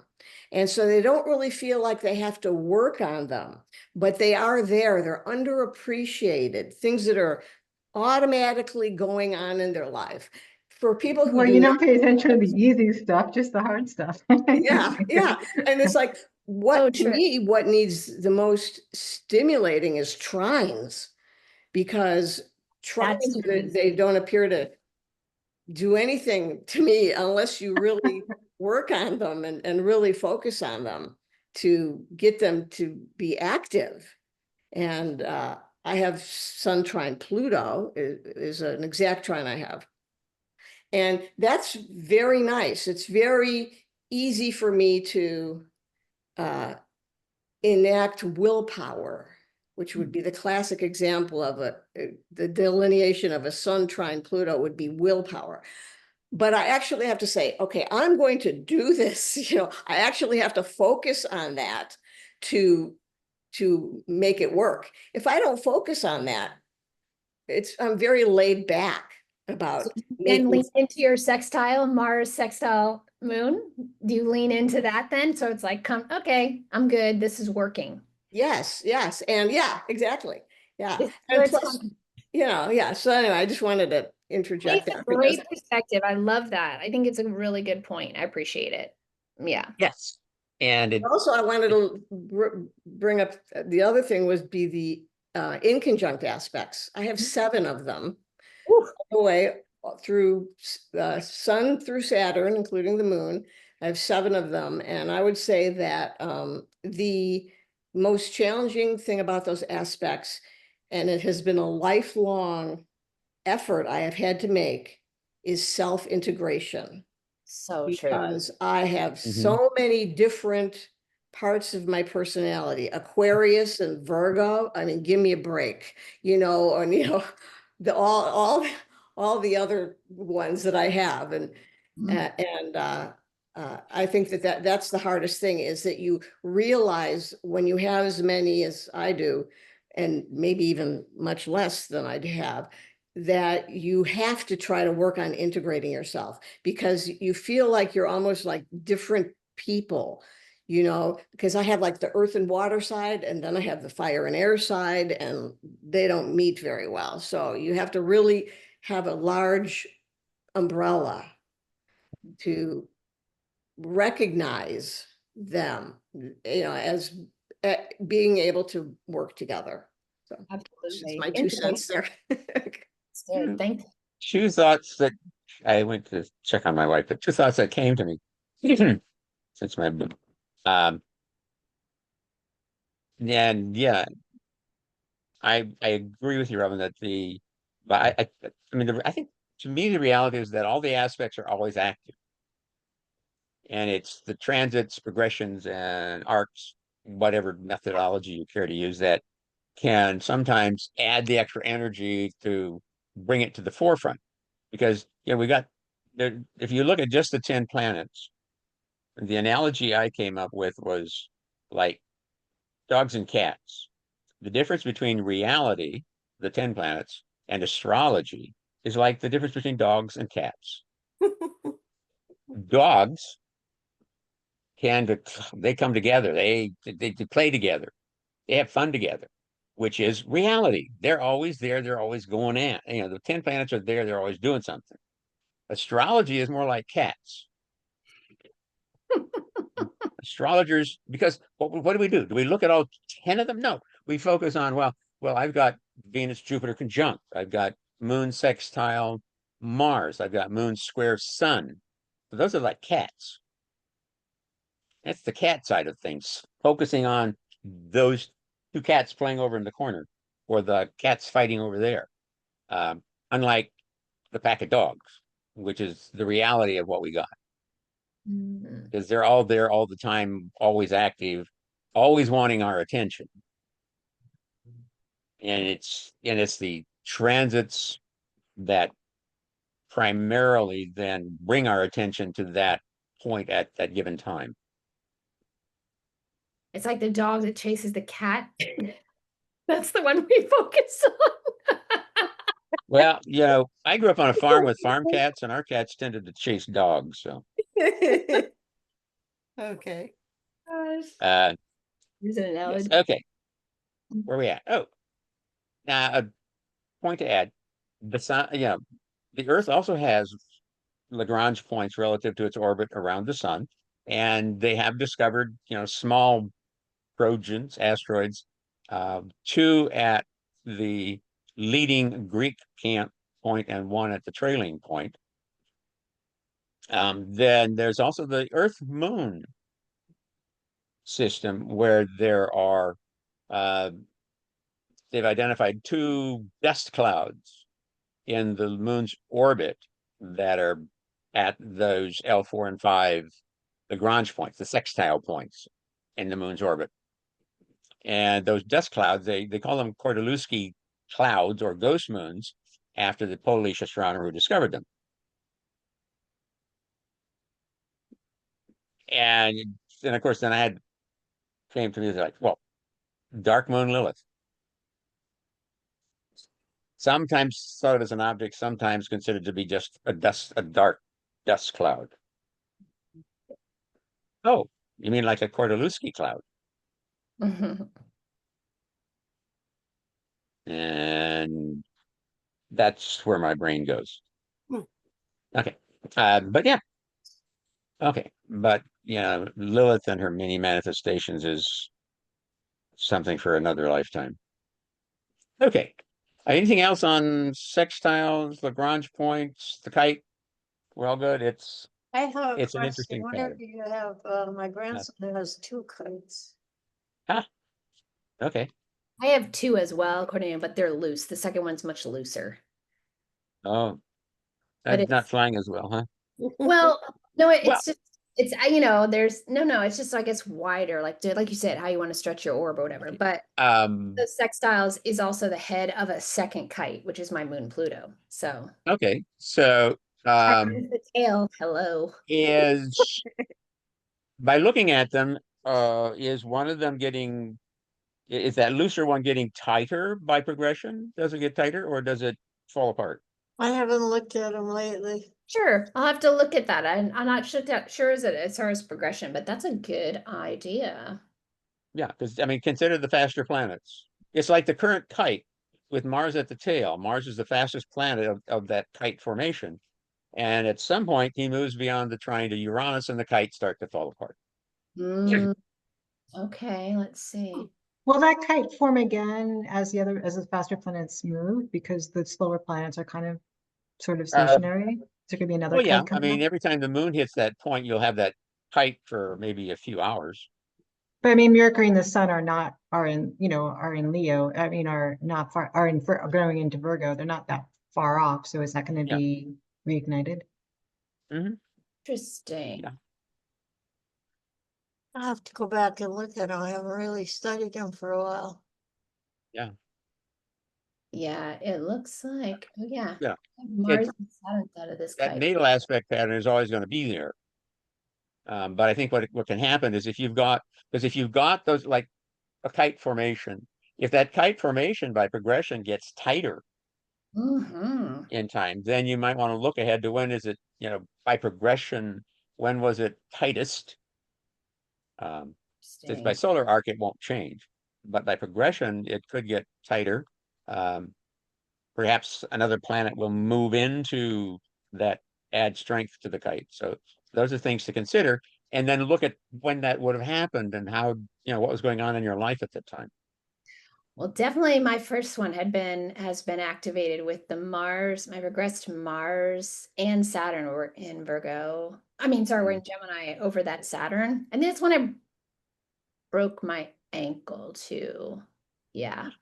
What an Aquarian injury that is, huh? One of those planets, I don't know if it was Saturn at the time, I think was squaring my sun at that point, I believe. But by progression, it was moving towards Mars was moving towards a conjunction to my Saturn. So I definitely, had that break. And it broke things open, that's for sure. Okay, I guess so. let's pop on to eclipses. Okay. Okay. Eclipses have been known for a very, very long time. And in fact, it was ancient, like Babylonians, I think, that through observation noted that there was a cycle to the eclipses. Typically, they were generally considered to be evil omens. The moon eats the sun, or the sun, this, or this, the earth, the moon disappears. And they were generally regarded as omens as far as whoever the rulers or the elite were concerned, or the country was concerned. And so, the big guy always wanted to know when was coming. They occur in families called Series. NASA numbers them sequentially.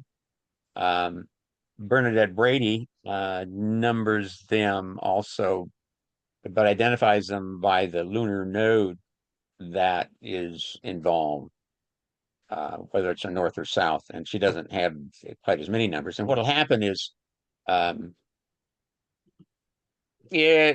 eclipse will basically start at either the North Pole or the South Pole, and then move down or up the Earth.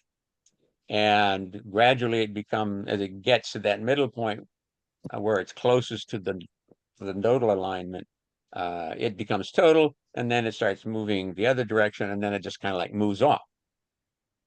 But a new family takes its place. And you see this in the best book is probably Bernadette Brady's book, The Eagle and the Lark, Predictive Astrology, where she talks about she's identified all of the Sarah series and by name and number, and makes a distinction between new and old. Because the new series may start before the old series ends within her scope of things. And they tend to run, there's 2 eclipse cycles every year. Sarah series will last over 1,000 years, generally an average of 70 solar eclipses occurring every 18 years. The ancient Greeks noted a 19-year Metonic cycle where the eclipses occur at about the same degree, but it doesn't hold up for a very long period of time. Astrologically, I look at them and use the 18-year, because then at around age 18, 19, 36, 54, 72, 90, you have that prenatal eclipse repeats. Okay, so I thought it was interesting. In my case, my first grandchild, a granddaughter, was born with the same prenatal eclipse on my third, because I was 54 when she was born. Yeah. So sometimes you'll find, if you start looking at within your family tree, you may find that you find an eclipse connection, for example. But those are the prenatal eclipse, that cycle, that family is the most significant personally for an individual of the eclipses, though they all may be significant depending upon where they fall on the chart. So there's 2 a year. They last between 33 and 35 days. And they're generally about 172 to 174 days apart between when one ends and the next one begins. So a solar eclipse is always a new moon. A lunar eclipse is always a full moon. And in order for it to be an eclipse, it has to occur close to one of the lunar nodes. That's why it doesn't happen every month. They generally occur in pairs of one solar and one lunar. That's not up. I'm sorry, you said something not up there. When do they usually have to occur? The solar and the lunar? The solar Yeah, occurs when? Okay, a solar eclipse is a new moon, and it has to be a new moon close to one of the lunar nodes. Okay, and the lunar eclipse is always a full moon, and again, but it has to be close to one of the lunar nodes, a bit closer than a solar eclipse, since the sun is bigger. Generally, they occur in pairs of one solar and one lunar, We had one earlier this year, and now we've got, they were in March, if I Mhm. remember correctly, March, April, somewhere in there. And now we've got the next pair coming up in September. Mhm. Oh, no. Yes. Sometimes just because of the way things are falling and the where the new moon or full moon hits relative to the nodes, Mhm. we end up with 3 eclipses together, where it might be a solar, lunar, solar, a solar eclipse, 2 weeks later the lunar, and then another 2 weeks later another solar, or lunar, solar, lunar. 3 eclipses in the period of like basically within one lunar cycle. And I just remembered something I forgot to put in here. Here's the chart for the upcoming lunar eclipse on September 7th. This is the full moon. If you look, you'll see down here at the bottom of the chart, on the cusp of the 5th house, we have the moon at 15 Pisces conjunct the north node at 18 Pisces, opposing the sun in Virgo. Hmm. So you can see it's very close. It's going to be a total lunar eclipse. But since this chart is for LA, it's going to be during our late morning time, just after 11 a.m. So we're not going to see it. Hmm. We probably won't even have a glimpse of it as the moon sets that morning. Because you can see the moon is down here and it moves into that Earth shadow. So we don't get to see this one. A birthday present for us. Mhm. Doesn't mean it won't affect us. Just means we don't get it. We won't get to see it, which could translate into something that unforeseen, something we didn't anticipate might happen if there's going to be some kind of an event tied to it. I just happened to notice that Venus is unaspected at that point in time.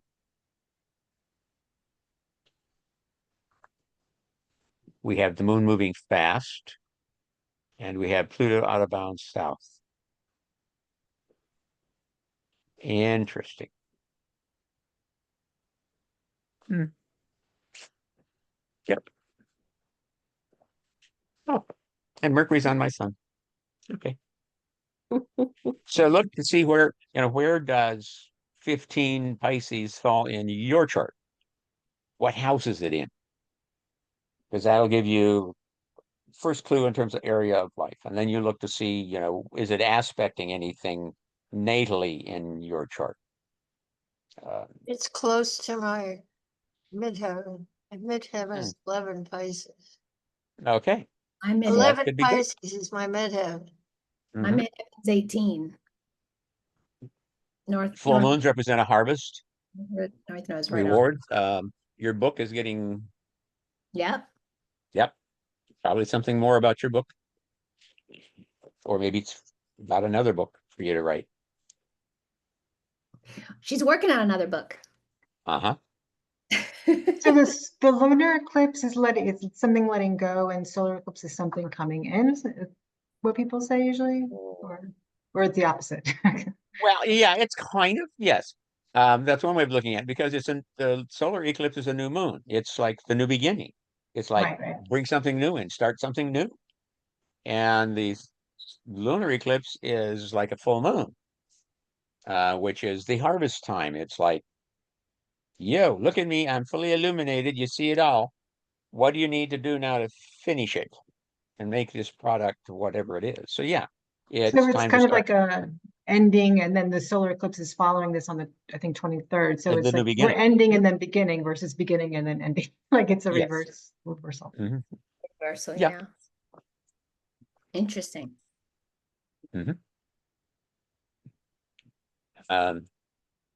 Then here's the solar eclipse, which is at 29 Virgo 6 minutes. Yeah, Jim, no, go 5 back to the other one. What Zero series was it? It says it's 120. Ceres 128, which is, yeah. The in thoughts are that the moon really doesn't have its own separate series. If it's going to be a part of a series, it's going to be possibly connected to some solar series per se. Right. But yeah, this is from, that information came out of the eclipse finder from SolarFire.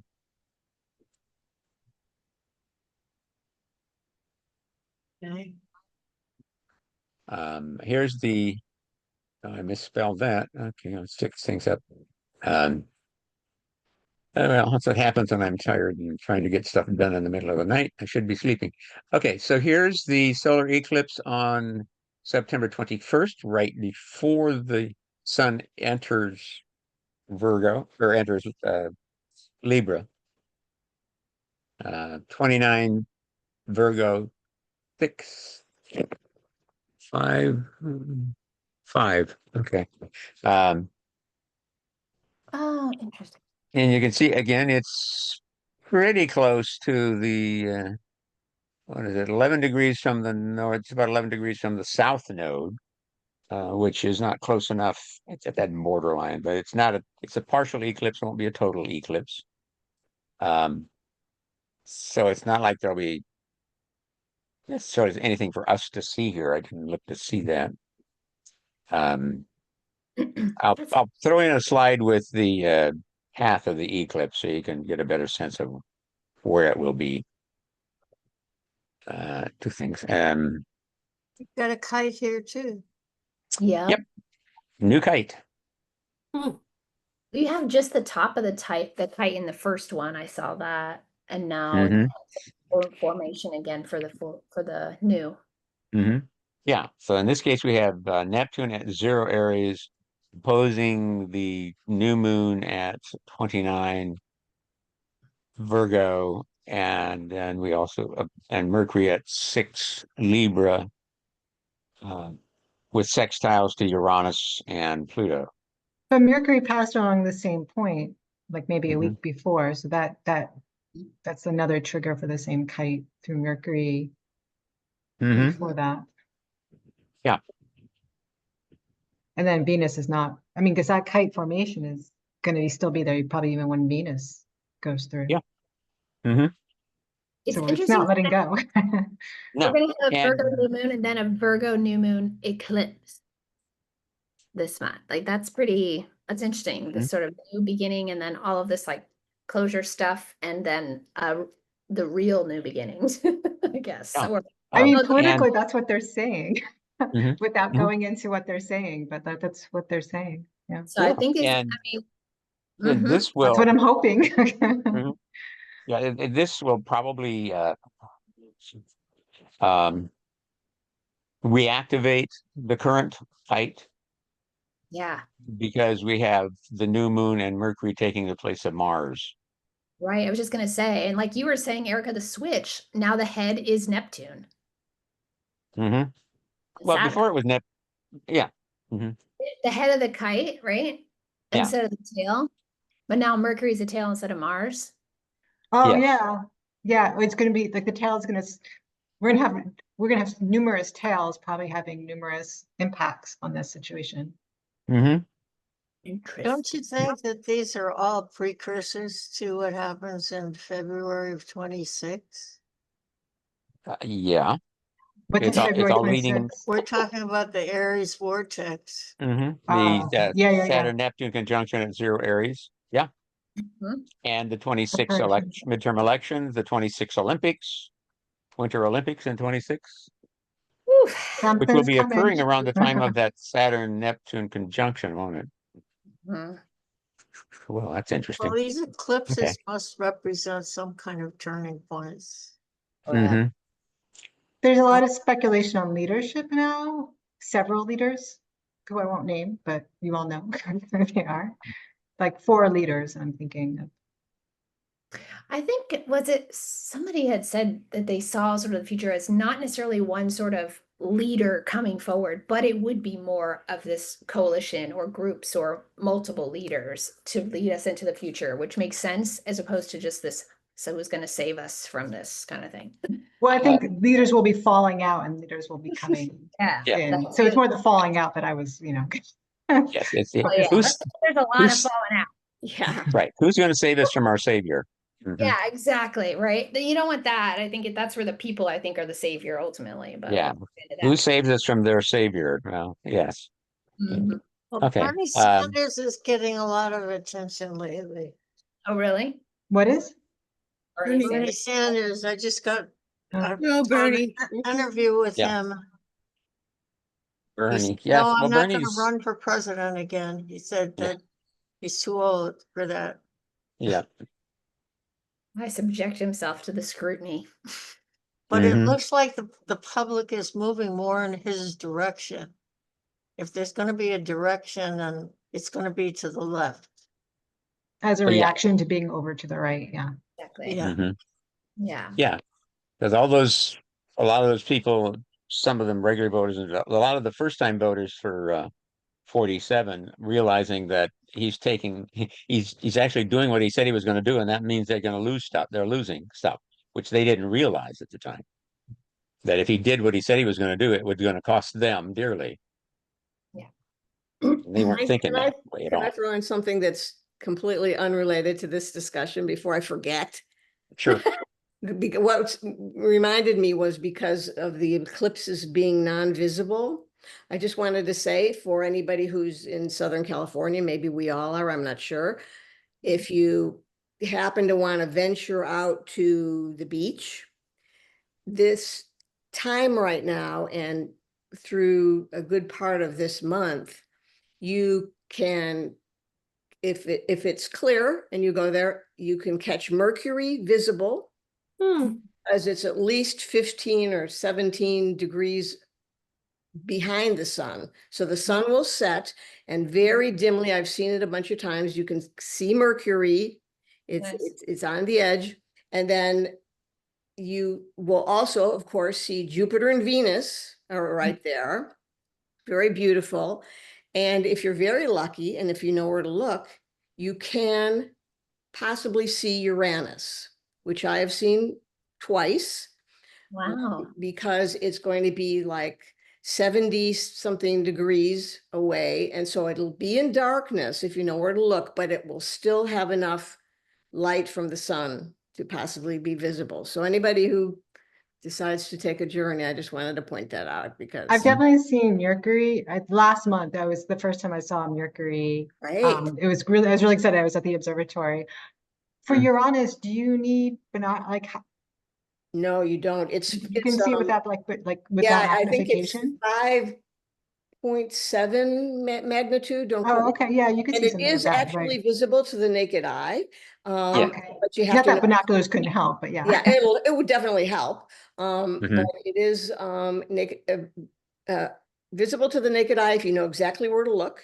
Mhm. And really, it was much more visible to the ancients, but they really didn't look for it. They didn't really see it as a moving planet. And plus, of course, there's the whole psychological barrier of Saturn representing the most distant planet for centuries and centuries. They have a mindset, in my opinion, of not seeing beyond that border. But No, I've never seen Uranus. I really want to. I was talking to Dad last night about trying to see Uranus in the Yeah. observatory and using that. So, yeah, anyway, just thought I'd throw that in. but someone told Yeah, me you so here- can't actually see Pluto. Pluto is not No, something you you can, can and you can't see. see Neptune either.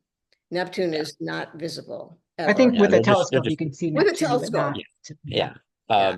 So just looking at the chart, okay, what's happening, and this is like, over a month from now for this chart. But if we go back, Are you talking about the 25th or something? well, what I'm talking about right now is seeing Uranus. Okay, if you look, what's happening, if you look at the position of Sun Uranus here at the lunar eclipse, Mhm. you can see there. Well, it's not at the square, but uh, 15 to 1, it's moved past, the sun has moved past the square to Uranus. Okay. Well, what's happening literally is that Uranus is getting closer to the Earth, or the Earth is moving closer to Uranus relative to our orbit and the orbit of Uranus, such that when the sun is opposing Uranus, the Earth will be exactly in the middle, and Uranus will probably be about as close as it's going to get this time around for several days, obviously, which would make it, the optimal viewing time Mhm. in terms of seeing it because it'll be closer. Got it. And that is September 7th, you're saying? Well, this No. is the 7th, but Oh, see, oh, look, okay, so here's the 21st, and you can see now where now we're looking at a trine from the sun to Uranus. Okay, Mm. so the sun moves faster than Uranus. The Earth moves faster than Uranus, but the Earth, from a chart perspective, the Earth is in the middle. Okay, so you have sun opposite Neptune. Well, that's because the Earth is right in the middle, and so Neptune is as close as it's going to get. If you got a telescope, look for it. Saturn is going to be readily visible because it's going to be relatively close. It's closest to the Earth Mhm. at this time, or closer to the Earth, if you want to think of it that way. But Uranus is getting closer because we're moving this way as the sun moves that way. And when you hit the sun-Uranus opposition, which will be in Sag 70. time. So Yeah, there's it's gonna 24-degree difference, it's about 20, yeah, it'd be November. it's gonna be when the sun hits Scorpio, probably thereabouts, somewhere in Scorpio, because later Scorpio, because Uranus is retrograde and going to move back into Taurus. Taurus, yeah. Right. So as the sun moves into Scorpio, we're going to have that opposition. Okay. Yeah, so it's standard chart interpretation. What house does this event fall in? What house is the full moon in when it's for the lunar eclipse? What house is that new moon solar eclipse in? What aspects does it make to your natal planets? Or maybe progressed or solar arc planets? So those are the kind of things that you can look at to see if you want to try to figure out how this might impact you.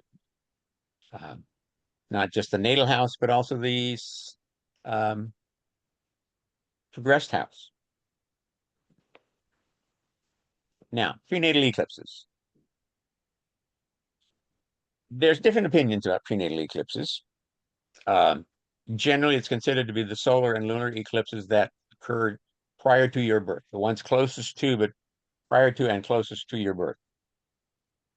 Now, some say no, it has to be the new moon or full moon prior to birth. So if you were born the new moon before your birth was a solar eclipse, that's your prenatal eclipse. Or if the full moon was a lunar eclipse, that's your prenatal eclipse. Anything else doesn't count. That's kind of a limited look at it. I think that's how Bernadette Brady kind of explained it. However, and this is why I would ask, does astrology work and why do you think it works? At a minimum, I consider any eclipse which occurs between your conception and your birth to be a prenatal eclipse, because they all occurred prenatally. So Now, multiple. yeah, so you may only have one, you might have two, or you might even have three solar eclipses, plus however many lunars happen in that time frame. Because it kind of depends on whether there was you had a solar eclipse that fell in that time of your gestation. Now, I think the one that occurs right before the nearest to your birth may be more significant than the others, but the others are also significant. Okay. Now,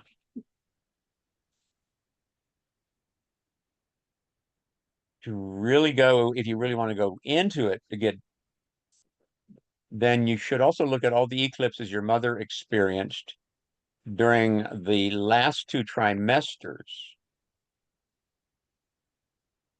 of her mother's pregnancy with her. That is your maternal grandmother. Okay. You start with that end of the first trimester when your grandmother was pregnant with your mother. And you go from that point forward until your conception. And all the eclipses that occurred in that period of time could or may have some impact on you astrologically. Why? Because they're affecting your mother. And at the end of the first trimester is basically when the female fetus embryo develops its sex organs, its ovaries, and all of its eggs. So that little egg that became you is in your mother while she's in your grandma at that point for the last 6 months of the pregnancy. And then she's got her whole life after that, up until the point in time when she becomes pregnant with you. Because obviously after that point, all of those eclipses after that are also, those are ones we've already looked at.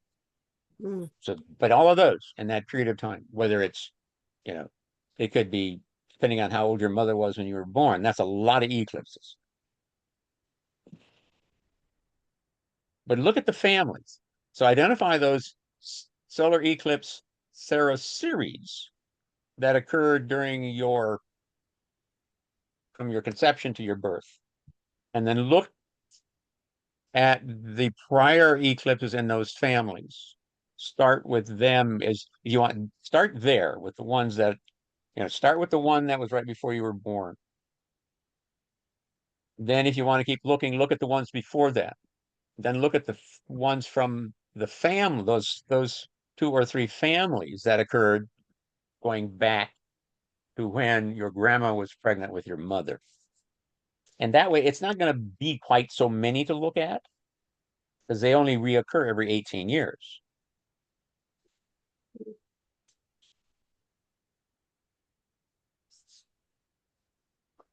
And if you want to keep looking, and I'm going to explain my rationale behind all of this, if it's rational at all, you may want to look at any eclipses your father experienced from his point of puberty. That is when he actually began producing sperm up until your conception.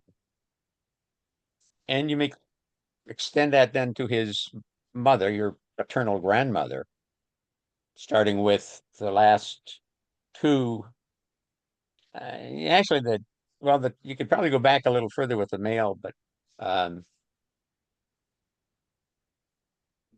but I would use the 2 trimesters and the intervening ones until. Well, actually, those are the only ones you need to cover because up to the point of your father's birth, because once you get to his conception, then yeah, there can be some overlap. Here's my rationale. Okay, so with the mother, it's pretty straightforward in the sense that since she's sitting there at about 12 or 13 weeks and she's got developing her ovaries and her eggs, and you're there. Okay. So whatever your mother's going to experience in that environment, you will be experiencing as well. Okay. It's well established medically and scientifically that whatever the mother experiences during the pregnancy Mm. impacts that child. Mm. Smoking, drinking, stress in particular, illness, health conditions. Recent study found that iron, if the mother has iron deficiency early in pregnancy, it can affect the development of the embryo such that under those circumstances, instead of the viability of having a boy or a girl maybe 50-50, it's now twice as many girls. if the mother has an iron deficiency in that early stage of pregnancy, she is more apt to give birth to a girl child than a boy child. It affects that gender determination that happens in that developing embryo at around 7 weeks. Are you writing your book on this, James? Yeah, it's up here. It's working. Gonna get that on paper because that's a lot. It's a research Yeah. project for every individual. Now, what about daddy? Where does daddy come into play? Well, okay. So we know that the conception, the egg and the sperm it's kind of like a 50-50 thing. You get half your genes from your daddy and half from your mom. What they've also discovered recently is that the stress that the father experiences somehow affects the epigenetics of the sperm. Not the actual genetics per se, but it somehow gets layered into the sperm, and that in turn then could get layered into you at conception. So there's a potential for transference of father's stress into the child at conception. Plus, you get the stress that the mother's had coming in at the same time, and this is going to be all the stress she experienced in the last, when she was in her mother's womb, and her whole lifetime up to the point in which there's conception. And then you have to also consider the stress of the conception event. I'm sorry to laugh. Yeah. Oh, yes. But yeah, I mean, and I'm not, because I mean, it can be very stressful because maybe they're just struggling to have a child for a long time, and so there's a great deal of stress there. That's one type of stress. And it could have been, it could have been from date rape, could have been a Yeah. rape, or it could have been one of those, oh damn, I didn't know we did that. Yeah. We partied too much, and you wake up the next morning, it's like, oh crapola. I want to ask you a question, Joe. Have some too. Yep. What I was reading about the prenatal eclipse is that it's a signature of what you agreed to do in this lifetime. Yes. The seed is planted at that point. Oh, Yes. And But I thought that was really, is that- interesting. Would that Yeah. indicate just the closest one to your birth though, Cornelia? Or because he's talking about all this research, but is it the one right before closest to your birth?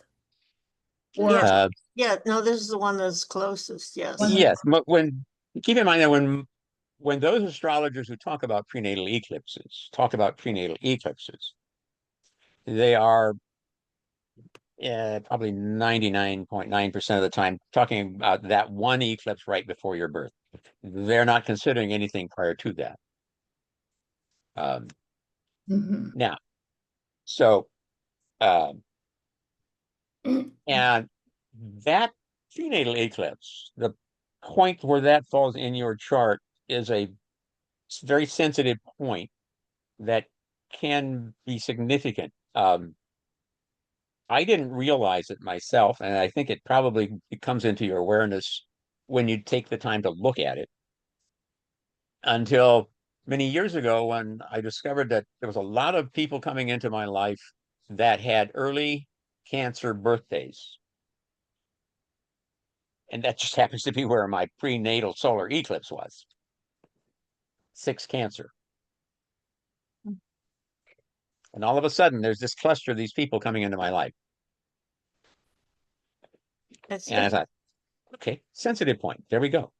It's like my first son has his son at the same point. As your prenatal eclipse? Right. Yeah, And there you go. So I think, so those are the kind of things that will start to show up. They're like a fated karmic point almost in that sense. So you look for, so they're going to be sensitive. They're events that seem unconnected to anything otherwise may be connected to one of those points, the lunar or solar eclipse. Okay. I was going through a stack of books, and this is what I came across last night. You were born for this. What is that about? Astrology for Radical Self-Acceptance. It's about karma. I guess you were born to do what your sign says. Yeah. You know, what we were just talking about, what you just Mhm. started talking about Yeah, when I went to so, look for the book. what Cornelia was mentioning is that basically what most will define it is the prenatal solar eclipse represents the gift you receive Yes, yes. and the lessons you've come to teach. Mm-hmm, mm-hmm, mm-hmm. So, where the prenatal lunar eclipse indicates the lessons you've come to learn. Well, how do you figure those out? Well, there's a couple of things you can do. One, what house is it in? What signs it in? What aspect does that point make? But also, what's the symbology of that degree?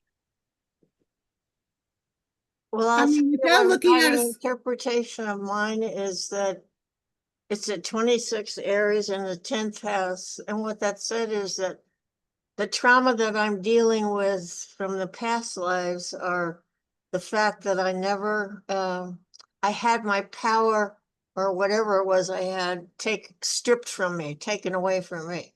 And that Mm. this life I'm supposed to be going back to it. And this accounts to me for all of the times that I was growing up, that every time I had a chance to take a position of power, I always turned it down.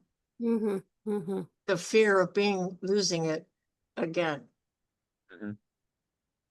So that seemed to be pretty significant, the interpretation of the house and the sign. Mhm. Yeah. If your prenatal eclipse, Jim, was relatively close to right before you were born, there's not going to be that much of a difference. Right? Right. I mean, I'm literally like a couple weeks before, and I noticed I'm just looking and the moon is basically with my south node where Mhm. it's now and it's moved forward. So it's not when I look further, if there's not that much of a difference, it's just literally the moon kind of shifting. But what degree was it? What's the symbology for that degree of that eclipse? Well, it's not, well, I mean, in terms of my regular chart, it's basically the moon at 9 degrees Leo and sun at 8 degrees Aquarius. And I was born with that nodal axis at 5 and 4. I mean, at 5, and then my sun moved to 14. Mhm. What was your pre-eclipse? It was an Aquarius, it was Full moon, Leo lunar full eclipse. moon. It was a Leo full moon eclipse, a lunar eclipse that happened a Yeah, couple what weeks. degree, Leo? 9. 8. My, Well, my, my Mercury is at 10 Leo. So you mentioned okay. people being attracted to, Oh, so I would look Well, at people at that 9 or 10, that 8, 9, 10 degree of Leo. right? Okay. well, I would look at the exact degree that of Leo that was the full moon, Okay. which So would be that's like not, if the sun is 8, then that would be 8 Leo. yeah, it's at 9 minutes, 38 or 9 degrees, 38, something like that. So it's 9 and change for So the, okay, Right. that's where is that your natal moon or no, the eclipse? that's the eclipse. Okay, so then the eclipse, the sun was at 9 Aquarius. Right. Okay. Yeah, so I'd look at what is the symbology for 9 Leo?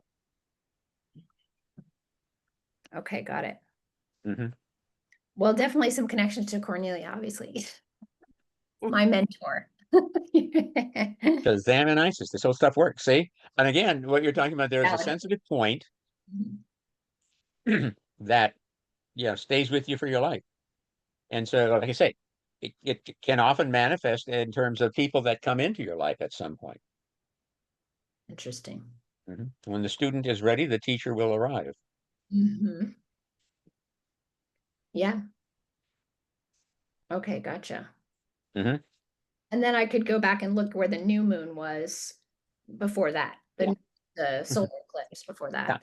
I think I Yeah. did this years ago when you gave them to me, and I actually have them printed somewhere, but I have to go get them because I did look at this. Yeah.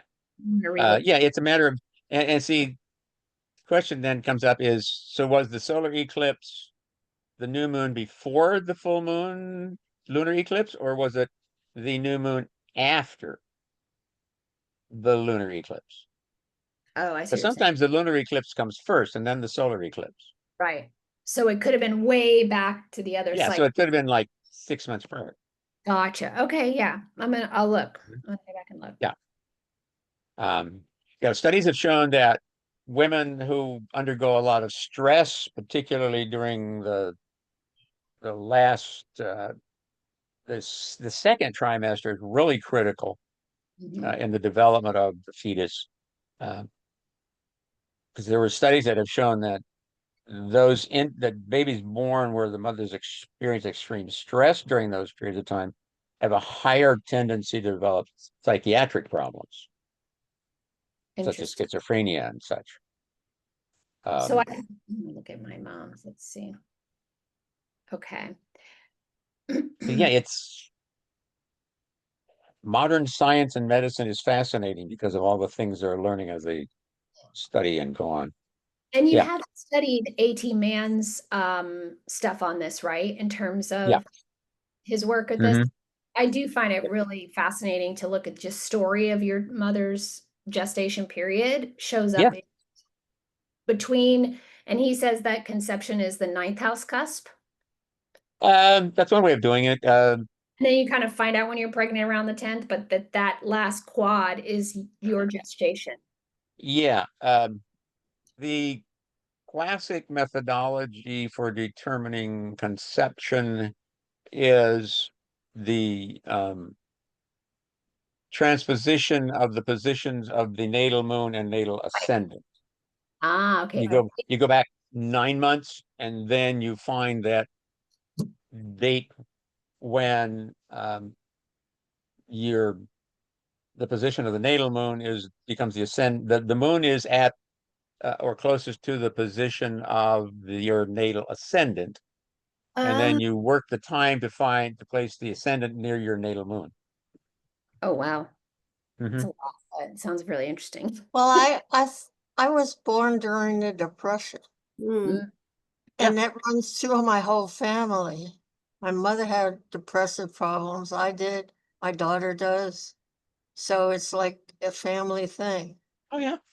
Well, yeah. I mean, once it's embedded in the mother, then it's going to go to the daughter, to the granddaughter.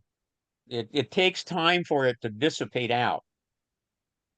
Okay, because here's your mother. Okay, so now you get half of her stress and half of your father's stress, and then you give half of your stress to your children, who get the other half from their fathers.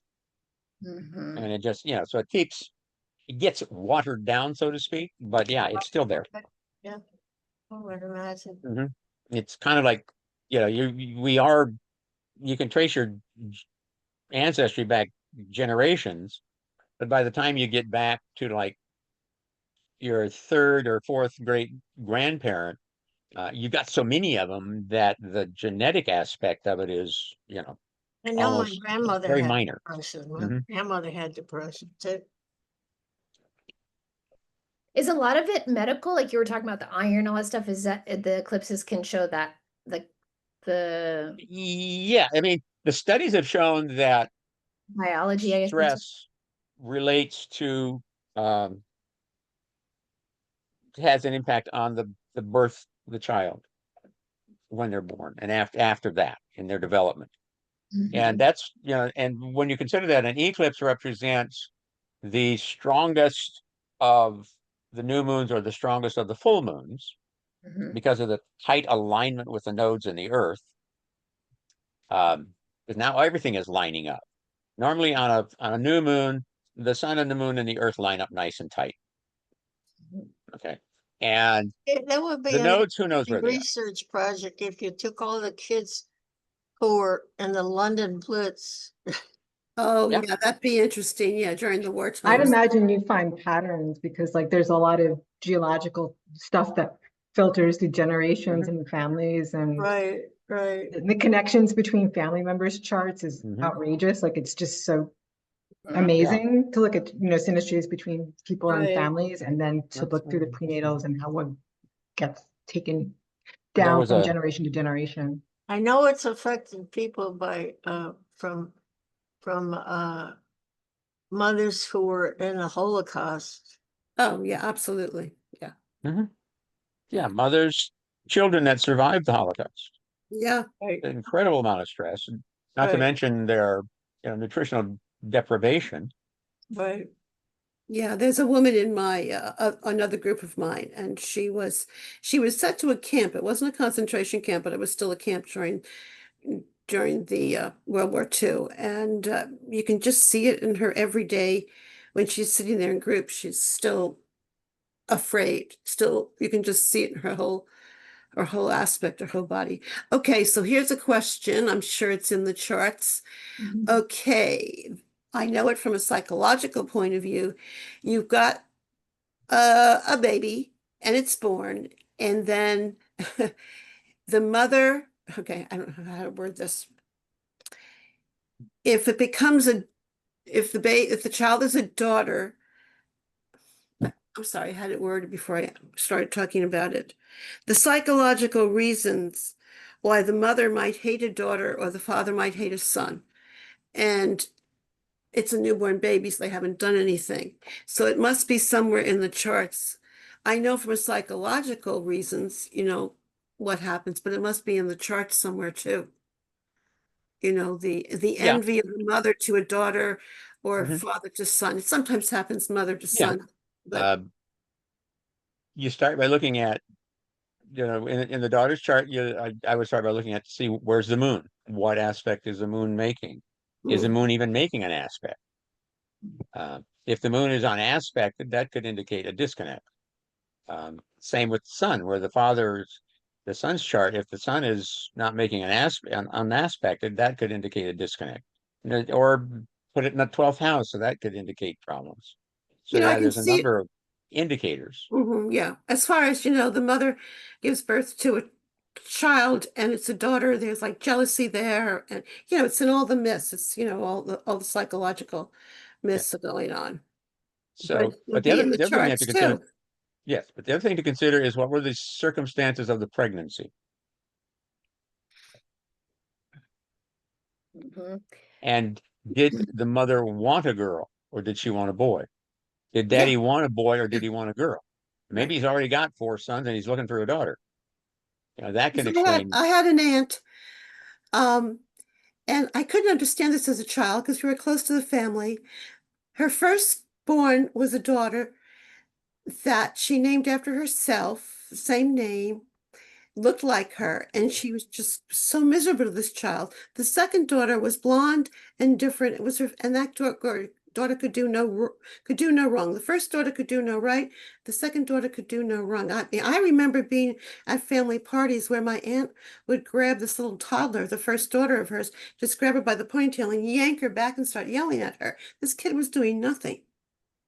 So the first daughter was like she was jealous and angry with. The second daughter was perfect and too good. And then the third daughter was like regular.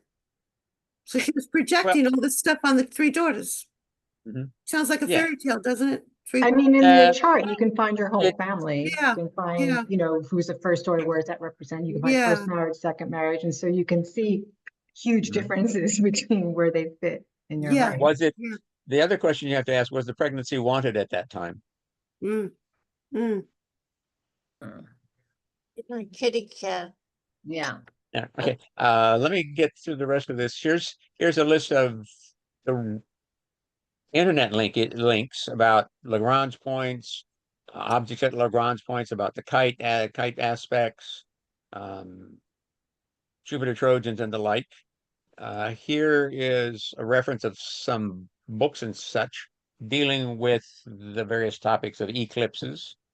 This Mountain Astrologer from April-May 2014 has an article in there on the prenatal solar eclipse. The others are a list of some of the books I have. Um, if you want to, one way of finding your prenatal eclipses uh, is, uh, if you want, the solar fire makes it pretty easy because you can pull up the eclipses for like a year prior to your birth, and that'll let you know which one you might have had. There may be some other software that does the same thing. You can go to the NASA eclipse site, and they will have a list of all the eclipses by year. And so what you want to do is start with, when you're born, and you want to go back at least, I'd say 10 to 12 months just to make sure you got things covered. Cafe Astrology has a whole list with the degrees. Yeah, okay, good. Yeah, I figured there'd be other websites. Oh, here we go. The tentative coming attractions. I think next month we'll probably talk about Uranus and Gemini and Jupiter and Cancer. The Woody Wutta is the what do you want to talk about? Okay, so I thought we might start with a little, what do you want to talk about? Let people bring up whatever they want to talk about. Maybe we'll get some people coming in then. And like I say, well, I'm behind a month already, but I will get a copy of this PDF, the corrected copy of the PDF, sent out to all of you and posted on our Facebook page. The link sent out as well. Q&As, thank you all, blah, blah, blah. I just want to, okay, here we go. There we go. And stop it. Stop share screen. There you go. Who's left? Okay, here we are. Thank you. Okay, so now Yeah. thank you all for showing up. So now we can chat a bit. I don't hear my wife, so maybe she's taking napping or something. Hmm. It's so one of the upside downside is that lately it's since her stroke, she's more tired. Mhm. She's weaker, and so she naps more, Right. which does give me a break selfishly. But then again, it turns around that then she wakes up, then I have to be awake. And it's more demanding. Yeah, sure. Yeah, so sometimes it does kind of shorten my sleep time. Mhm. But that's it's what I signed up for. So thank you very much. Mm. Yeah, Thank I yeah, You were I'm born the for right this. one. You were You were born. born for this. Okay, I'll take a look at that. Who's the author of that? Hold on. Uh, I don't know. Chani Nicholas? Yeah. Shani Nicholas. Bonnie Okay. Nicholas. Yeah, Okay. she's pretty popular on social and stuff. Okay. I don't know where I got this book. I have no idea where I get most of my books. I collect them somehow. Let's see. It came out in. It's been out for a bit. But I I have to just get love going, but thank you very much, Jim. This is great. Nice talking to you, You're Erica. welcome. Now, the other source, it says yeah, 2020. I was gonna say the other source for finding out your prenatal eclipses, of course, would be you contact me and I can pull them up for you I quick. think how I got. Hi, But everybody. thank you all for your sticking Thank with you. us. Yes, the book is in the works. Okay. Uh-huh. Take care, everybody. We'll see you next month. Okay. Alrighty. Bye Bye. for now. Thanks. I'm stopping the Thanks. recording. Recording is stopped.